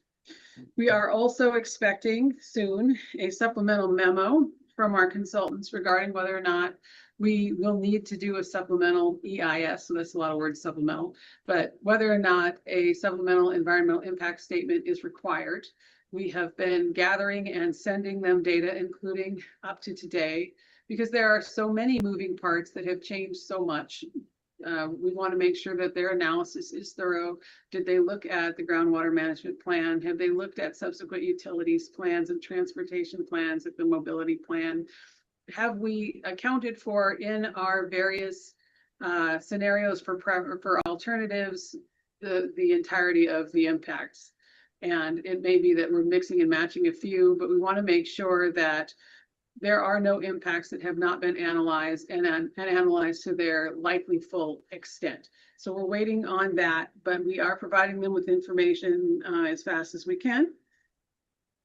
Also, the second process that's going along with the comprehensive plan is the development regulations that have to be updated. What I've given you in the calendar is kind of a sense of those in parallel, but also they kind of cross-link, and you can see that right at the end, hopefully, in the middle of December, we will have both the comp plan with sub-area plan ready to adopt in its ordinance and the implementing development ordinances or codes ready in their ordinance to adopt together. What I did was start with December and move backwards. Some of these things are a little bit in flux. Every project manager knows to put in at least a couple of weeks of back and forth on either side, but this is a schedule we think that we can maintain if the council decides that they would like us to find another consultant to do the MIZ work. Then we will need to do an RFP. The schedule that I've provided is aggressive. We think it's not impossible, but it is in fact aggressive, and I just wanted the council to be aware of that. It also adds some time to it. Our concern with introducing another consultant is simply that what we have now is a model that has been created based on our information specific to the assumptions related to the LCA stuff, the FARs, the land coverage, and if we have another consultant doing an MIZ, then we're going to need to integrate those two models some way and make sure that the document is accounting for the full number, because what we have heard specifically from the Department of Commerce is show your work in your homework. So we need to show all those assumptions and how we got to them. So that's one of the concerns that we would like to talk to the council about is, do we want to add another group into this? If so, can we handle the potential for delay and just the extra work involved in getting two models to interact with each other, and then being able to prove that those estimates that we have are reliable enough to get Department of Commerce to agree with us. We also want to make sure that we're meeting all of our targets in all of the income bands as we are required, because we are also quite cognizant of the various growth management hearing board's decisions that have come out with relation to public participation and all the other factors and the integration factors. That SEIS supplemental memo becomes very important. It was important already, but now it's very important because it addresses many of the issues that Port Townsend had not addressed. Are we sure that we have these capacities amongst all of the infrastructure that requires them? So that's important. We cannot do an FEIS before we know what our preferred alternative is going to be for not just our LCA analysis, but what the council finally decides. Yep, we have finally come up to the solution for what we want to do. And then, and only then, can I do an FEIS. The calendar there assumes that we don't have to do a supplemental environmental impact statement, and everyone hope for that, because if we do, it's going to add several months to the process, and we'll be having this discussion not in December, but later, maybe March. So let's hope that doesn't need to happen. If it does, we will. It is very important that we get that done in light of those growth management hearing boards decisions. Okay, earlier today, we heard from a council member who said, we would like to be able to ask some questions from staff, and we are absolutely willing to answer those questions if council would like to provide them to us, perhaps through the city clerk, so that we can aggregate them and answer them. And then that leads me to my last point, which is why we might consider having a study session on the 1st rather than waiting until further. And part of that is that at the moment, the July land capacity analysis exclusive of the MIZ is not showing us meeting our targets, at least for residential and not in all the income bands. It may be that the MIZ helps. It may not be. We now at least have the direction to go, okay, this is the assumptions for you to model. And we've asked them to do that. But in the event that we come back and find that even with the MIZ, we're not meeting our targets, it means we're going to need to do another round of modeling. Our two options are go with what exactly you just approved as part of an interim ordinance, or come up with another plan. As staff, we want to make sure that council understands the assumptions that are going into these models, the numbers and why, and understands how these various assumptions have moved the needle or not, and in what direction, whether the land size is more important than the FAR, how significant we think we might be able to get an MIZ program versus voluntary program to go. And so what I would like to prepare is some simple tables that compare what we've done so far, what the magnitude of those changes are, how they have met the thresholds or not, what the assumptions have been thus far going in, what are the base assumptions, and then ask the council for your input on the next LCA. Knowing what we've done so far, knowing how the various changes have affected it and where we're trying to get to, we would like the council to be able to talk to us about what to tell our consultants to model. We're trying to be as transparent and responsive to the public and to the council as we possibly can. So that is why I asked if we could perhaps have a September 1st meeting. That is it's a big ask for us as staff to come up with this information in a readable, understandable, succinct kind of format, but we are willing to do that. And we don't want to necessarily delay this process given that calendar. It's, I mean, not having a meeting is easier, but it also gives us the opportunity as staff and the council to really deal with this. I would also add that when the calendar was put together, the PT decision had not come out yet. So it may be that once we have that model and once we've presented it, that we might consider taking it back to the Planning Commission for a public meeting and then bringing it to the council. I think we can argue that our public process has been really robust, since I know that we're working on the public comments matrices, and I have 5 staff who've been working on it on and off for a month, and they still have 1,600 emails to go. So, and I personally lost count of the amount of comments that have come in just today. I know the background of my life has been bing, bing, bing, bing from the emails. So they're coming in and we are trying to capture all of them. I am happy to answer any questions, and I'm just as happy to sit here and say nothing at all. But that is my update and our request from council. Let me know if I forgot anything. Thank you very much, Emily. I'm glad you didn't go bing, bong, bing, bing. Someone else has taken that from me already.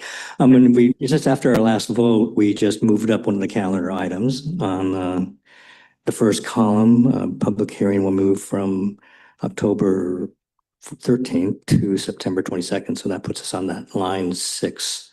So there's already been one adjustment to this schedule. So I've lost track. So why don't we just go down the line if that'd be easier? So start here and work our way down. Deputy Mayor Hytopoulos. Yeah, I have a question, a couple questions and a comment. And so let's start with a comment. I originally was feeling really strongly that we should go with a new independent economist for this work. And I was convinced ultimately at the steering committee meeting by excellent information from Emily, and really want to commend her for bringing a real level of transparency and engagement that's been very meaningful. And yesterday's meeting was excellent.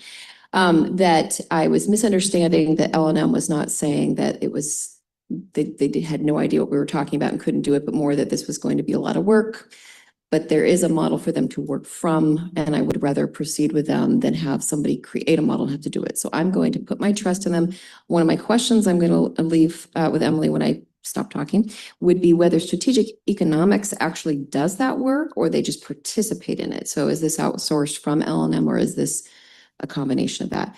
And then my other question for Emily, it would be for the director, my apologies, is will you have by Tuesday, if we have this meeting, information directly from the horse's mouth? Will you be interpreting? How will you be able to inform us whether lot coverage or height or FAR or what move the needle? So it'd be just, I mean, obviously, I love this idea that we would be as informed as possible so we could say, oh, great, I care more about lot coverage than FAR, and it sounds like FAR, well, whatever. So it'd be good to hear a little bit more about what we would hear to be able to make the decisions. I support having the meeting. I brought it up at the planning commission, at the steering committee, because it is something that we have to remember. We do have this space to use, and this would be a very good use of it. So thank you. Thank you, Deputy Mayor. Councilor Matthews. Thanks, Mayor. And thanks so much, Interim Director Terrell. I guess I just have a comment and a question. And I was going to make a motion to have the meeting on Tuesday. So the comment is, I think it would be really great for you to take that interim from out in front of your name. And I don't know how that happens, or if there's a way for you to apply for a permanent position, but the level of clarity and I think trust that you've been building amongst this group is palpable. So thank you for all the work you're doing. Sorry for all the dings, but it's been really refreshing. So I will make the motion I move for council to have a study session on September 1st. Related to comprehensive. Related to the comprehensive plan update. I know it is the first day of school. And so I'm aware of that. I don't think, well, there probably are some of us with school age children. And so I apologize to the public and to members of council who will have to be here on the first day of school. But remember, you can always watch the recording or other things. So yes. Okay, so there's a motion on the floor in a second. And so speak to the motion, and Deputy Mayor Haitopoulos had previous questions before we get. I'm sorry. And my question was, should we go past December because of having to do another DEIS? Will that then again put us out of compliance and into the builder's remedy? For sure. Yeah. Okay. Yeah. So before we vote on the motion, we had a couple of questions before you. Would you, interim director, be willing to address them? Yes, sir. Thank you, council. And thank you for the compliment. I very much appreciate that. Okay, so I'm going to answer I got 3 questions on the table, and I appreciate that it's not a dozen, but we can get to a dozen, no problem. That is fine. So the question Deputy Mayor asked me is LMN doing this themselves? Are they working with strategic economics? Does strategic economics do this work? And the answer is strategic economics does do this work. LMN is working with strategic economics as a sub-consultant to do this work. So yes, they do. Yes, they can. And they are in the roster already. It's a matter of getting the 2 of them to work, kind of like environmental is working with the SEIS letter. Strategic economics would be working with the MIZ as it gets into the LCA and the attorney's right. That does sound like a rap song. You mentioned that in another meeting. And let's see, by Tuesday, can I get you the information on that? Which really is the question is, by Friday, can Emily put these pieces of information together? And the answer is, I am working very hard to do exactly that. I would not have suggested at the steering committee that I come with nothing in hand. Not to say that that doesn't mean that I will lose sleep over this. I will. It is okay. I really, really would like to have not only this information for myself, but for you, so that you could make decisions and provide some direction. We built into the most recent amendment that was approvable by staff an extra LCA in the event that we needed one, and we do. So they knew it was coming. There will be another LMN supplemental that comes along with all of these things. There's more money coming out. I'm sorry, it is what it is, and we will get it done, we hope. But for the interim, the LCA that is from July and the MIZ component and the SCIS supplemental, we believe are part of the current work and are funded. There will be another amendment.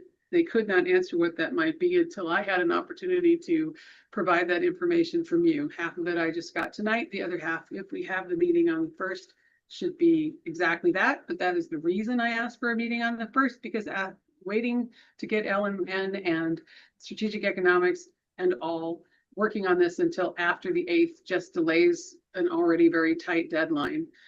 Which leads to the next question. Hey, if we go past December because of an SCIS, what happens?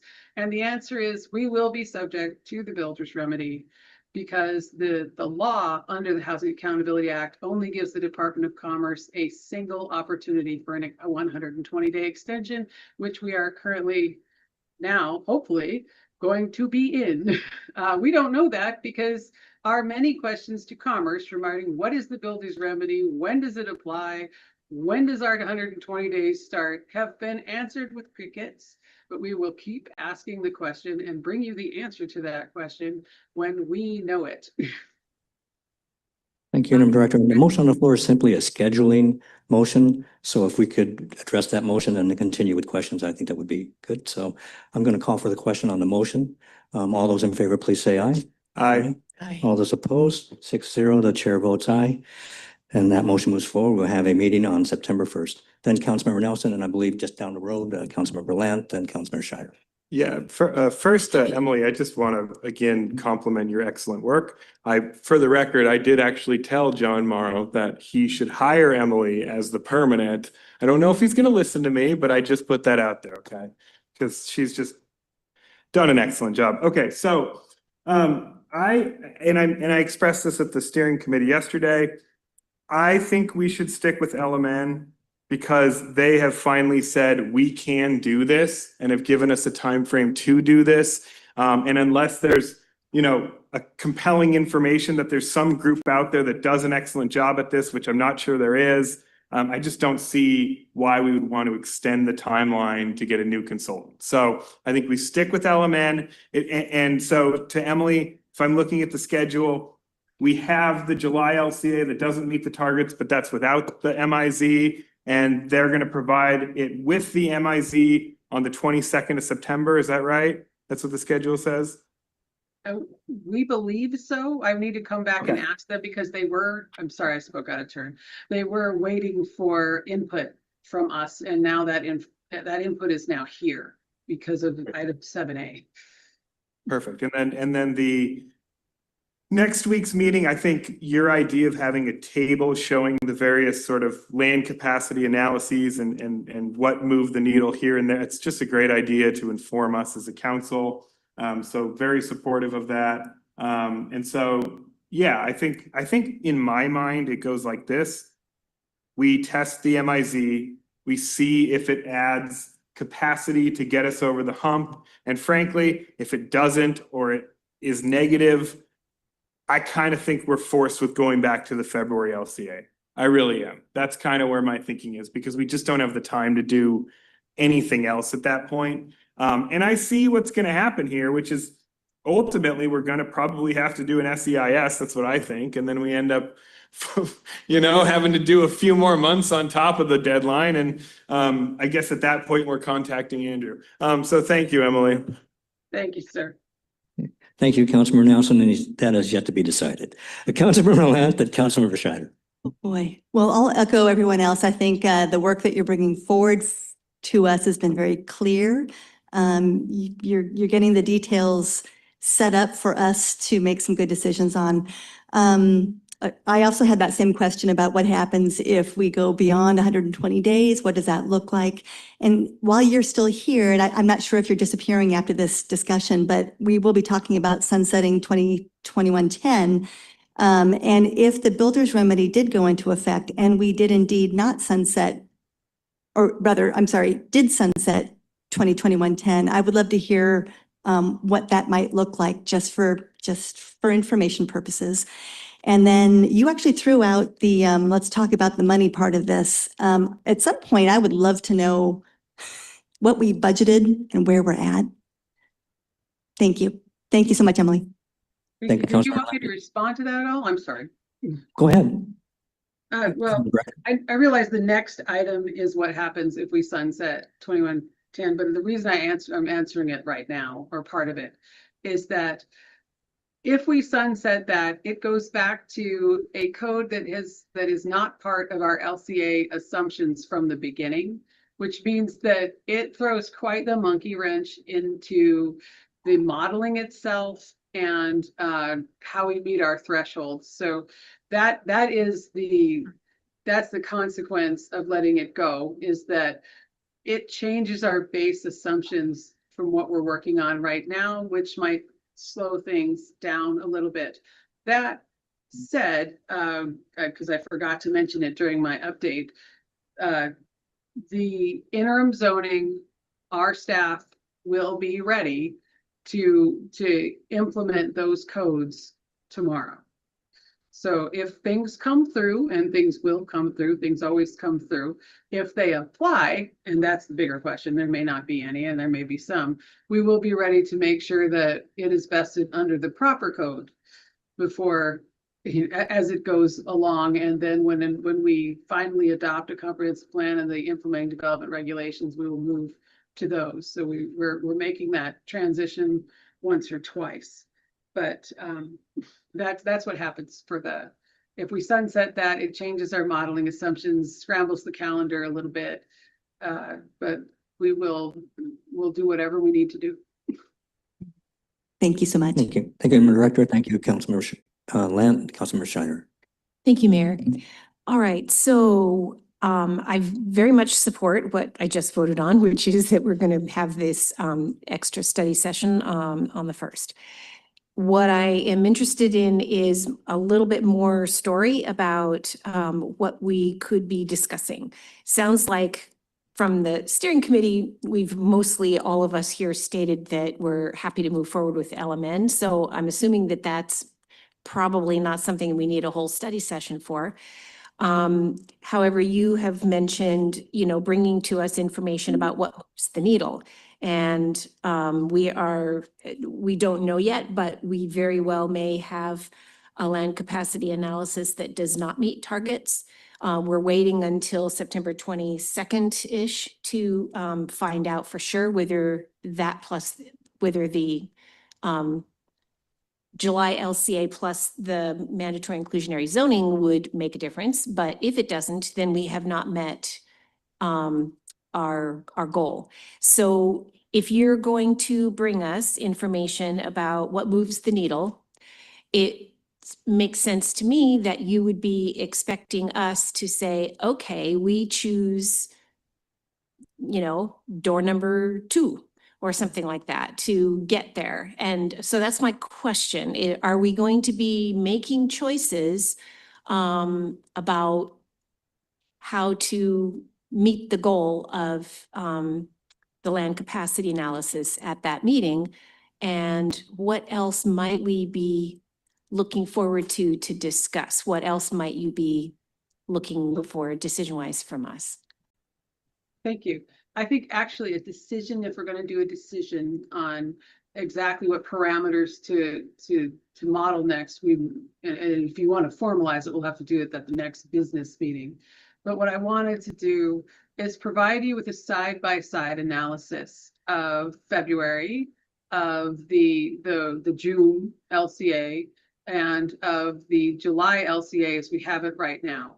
It is true that I cannot give you MIZ numbers within a week. That can't happen.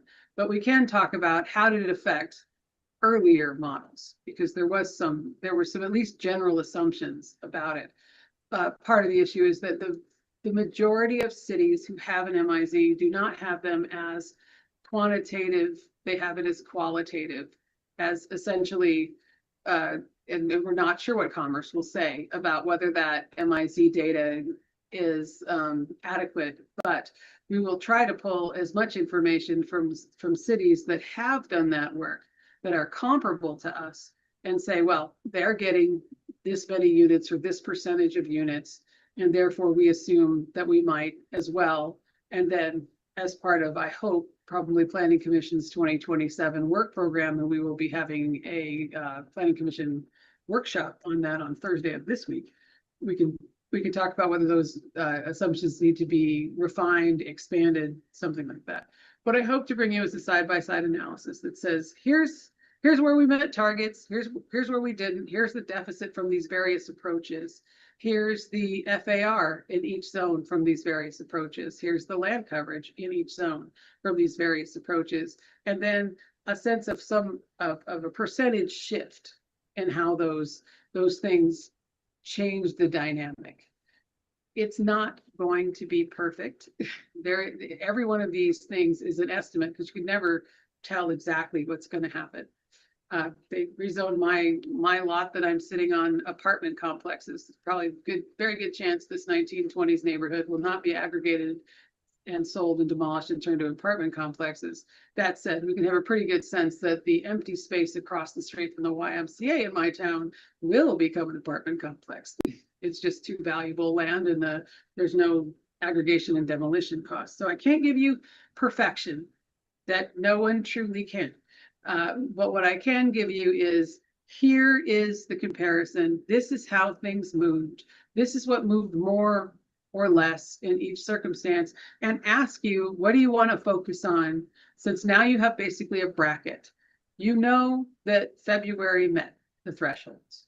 We know that the next two iterations didn't. I would like to give you a sense of how much they did or did not meet, and what the changes and the assumptions were. That way, when we go back to our consultant and say, please model it with the following assumptions, the council has provided us with that input. If you'd like to formalize that, that would come at the next business meeting, but you'll have at least had a conversation about it, and can talk amongst yourselves about how the various assumptions moved and how you'd like us to proceed. It would be much better than us picking a bunch of assumptions, going back to the consultant, having them model it, coming back to you, and you guys going, well, what are you doing? We don't want that. We want you to be happy. We want you to be informed. We want you to be transparent about this. We want everyone to see what's going on, and have the council and possibly the planning commission also have discussed these things in formal public meetings. Because again, we're going to do it anyway, but we're not quite cognizant because of the Port Townsend decision. I don't know if that answered your question, but it's the best I've got. Thank you, Madam Director. I appreciate it. Thank you very much. Thank you, Councilman Turner. Deputy Mayor Hytopoulos, then Count.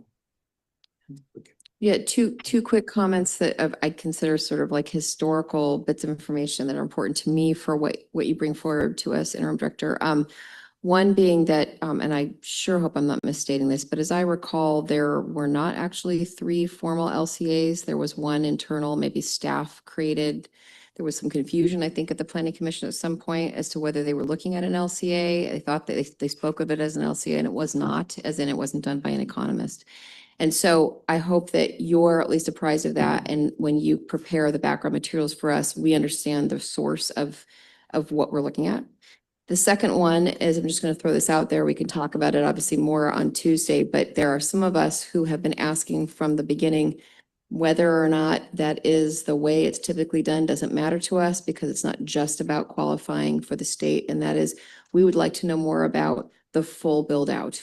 And we can argue back and forth about how unlikely that never is, but it's a piece, it's a data point that we do believe is relevant.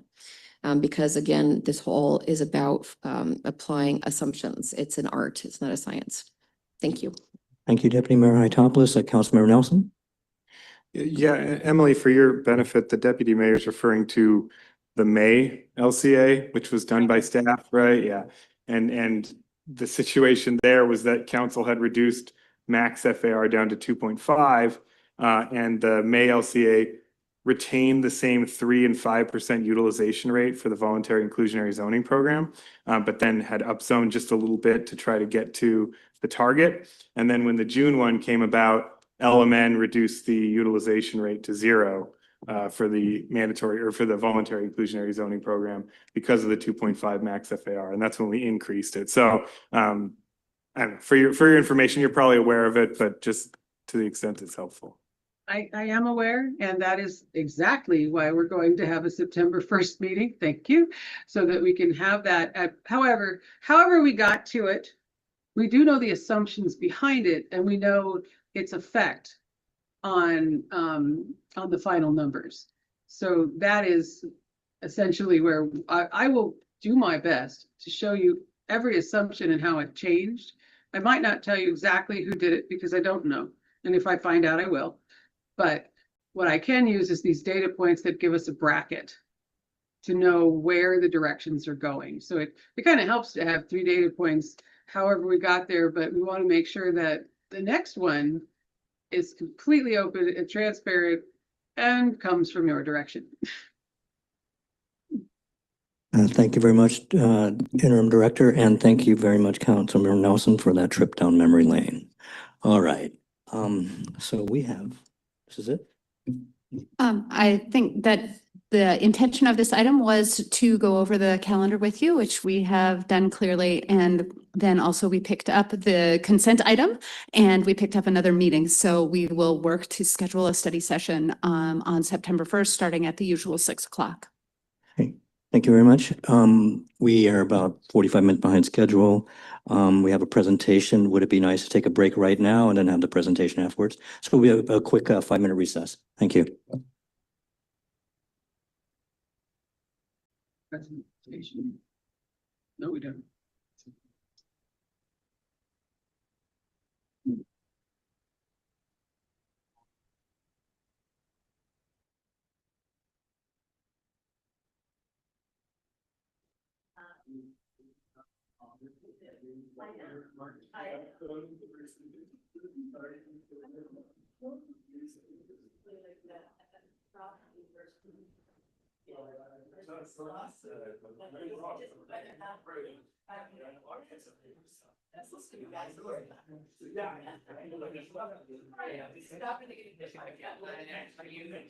Yeah.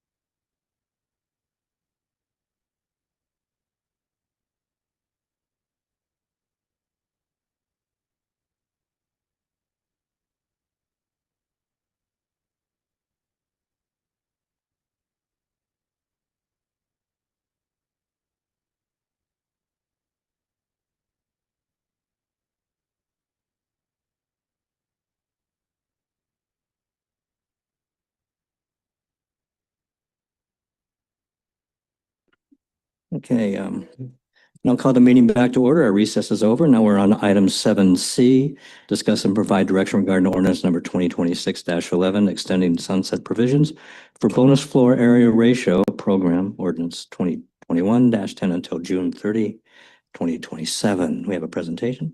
Do we We'll need bring her? Emily back.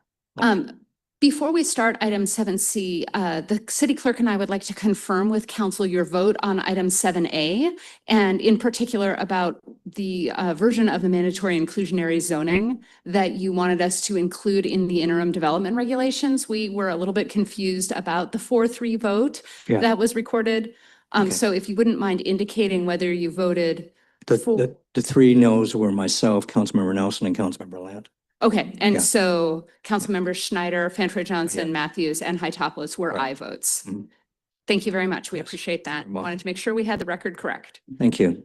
Okay, moving on to item 7C, which is ordinance 2026-11. I don't believe that we'll have a presentation today unless Well- council wants more information. This is our last planning item for the day.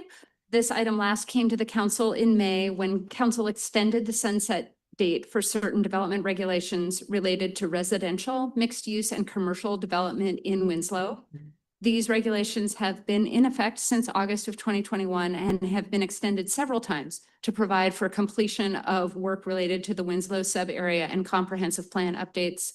The current extension runs through October 10th, but we know that our comprehensive plan work will continue past that date. So this is an initial introduction of this ordinance with the expectation that final action will occur at a future meeting.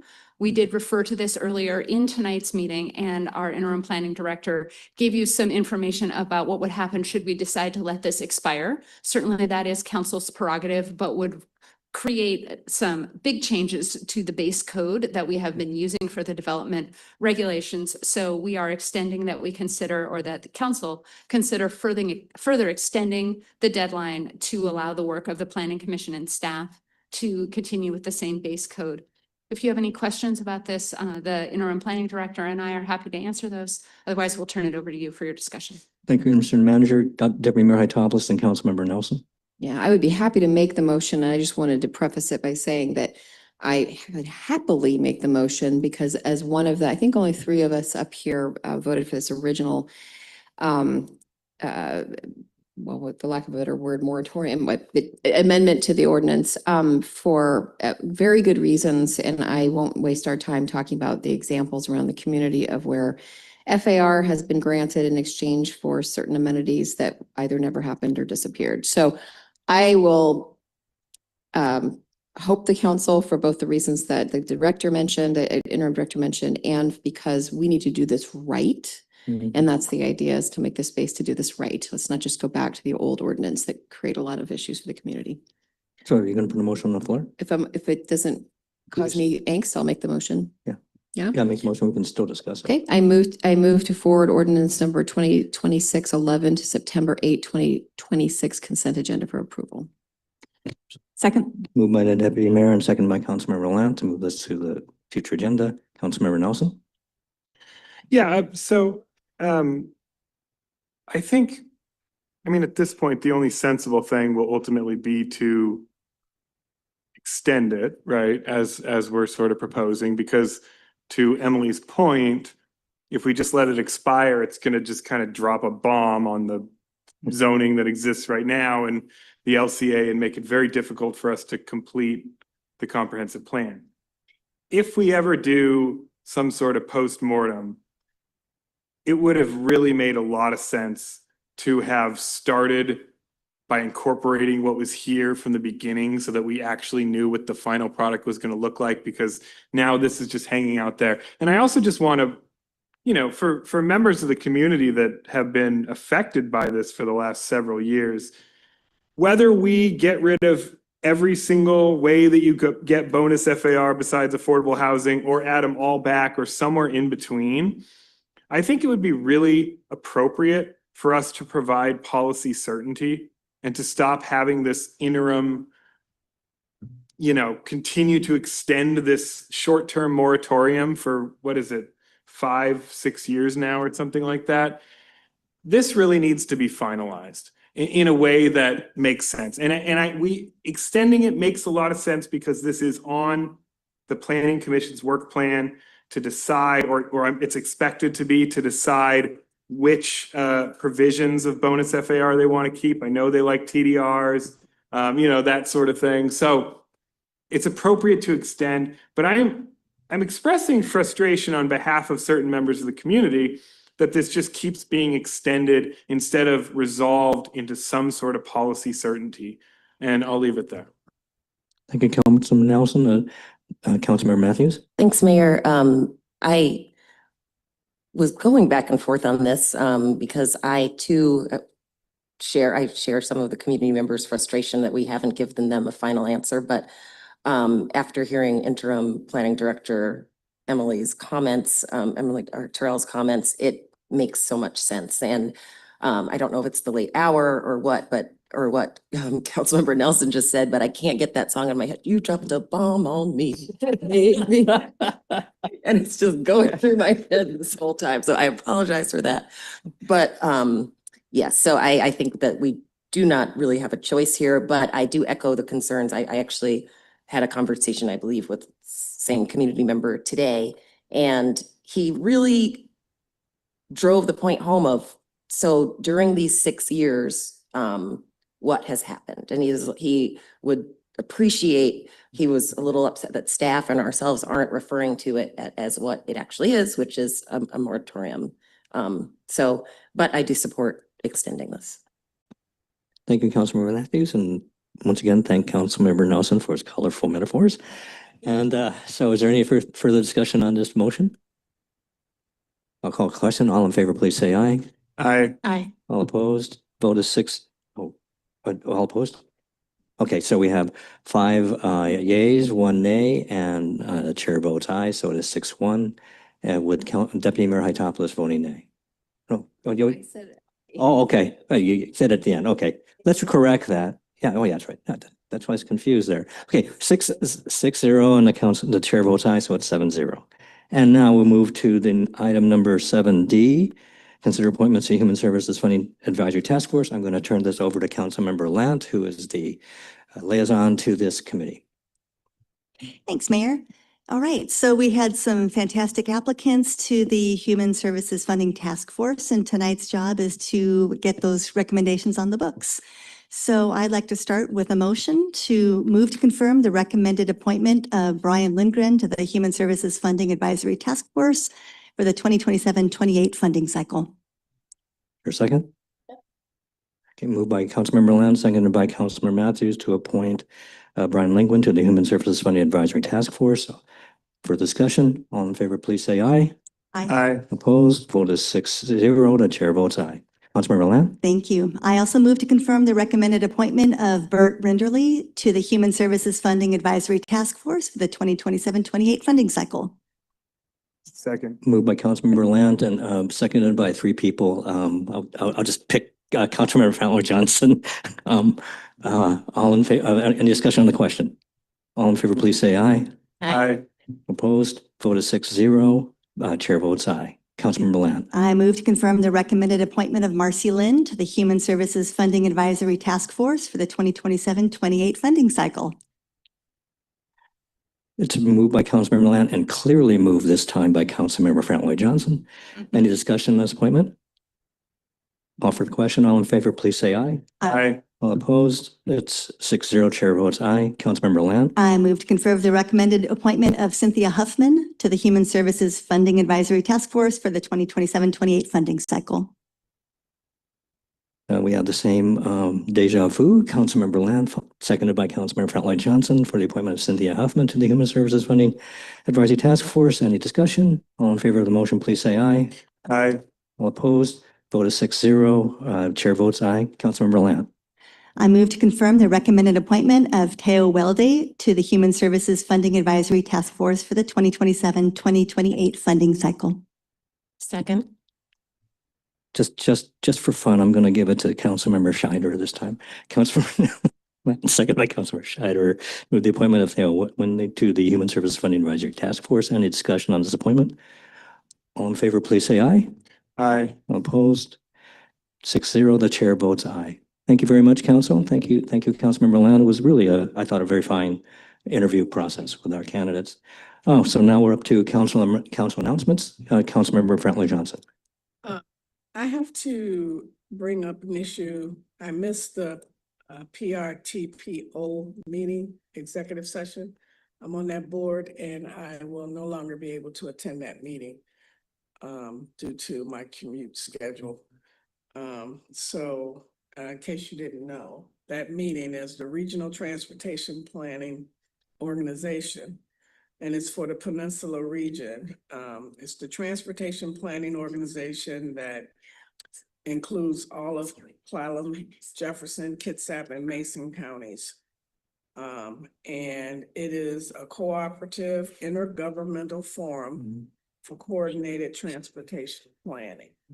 So if Thank you. anybody's interested Go ahead, in that. Councilmember Scheidler. I think that Councilmember Lant and I are on that. I think there was a confusion earlier. Councilmember Bainbridge. Right. Remember that. And thankfully, Councilmember Lant did in fact go this time around. No worries. And then Councilmember Frentley Johnson, you're being conscientious, so we really appreciate that very much. It's on my calendar. I Right. just have to take it off. Right. Councilmember Matthews. Thanks so much, Mayor. Just a quick one. The Kitsap Public Health District selected the Bainbridge Island Metro Park and Recreation Districts. They gave them a grant for $25,000 and the funding will go towards the Fay Bainbridge Accessibility Improvement Project to increase outdoor recreation access for people with disabilities. So really grateful to the Kitsap Public Health District for selecting us and looking forward to seeing that work and happy for the Park District. Thank you, Councilmember Matthews, Councilmember Scheider, then Councilmember Nelson. Thank you, Mayor. This is on behalf of the 305 Roundabout Committee. So you haven't heard from us in a while. This is a very informal report out. We will be coming back with a formal report. Things happened technically. I'm mad about it. Anyway, interim director has offered to forward our questions in sort of a peer-to-peer way to get us the best chance of the best answers. So that will happen.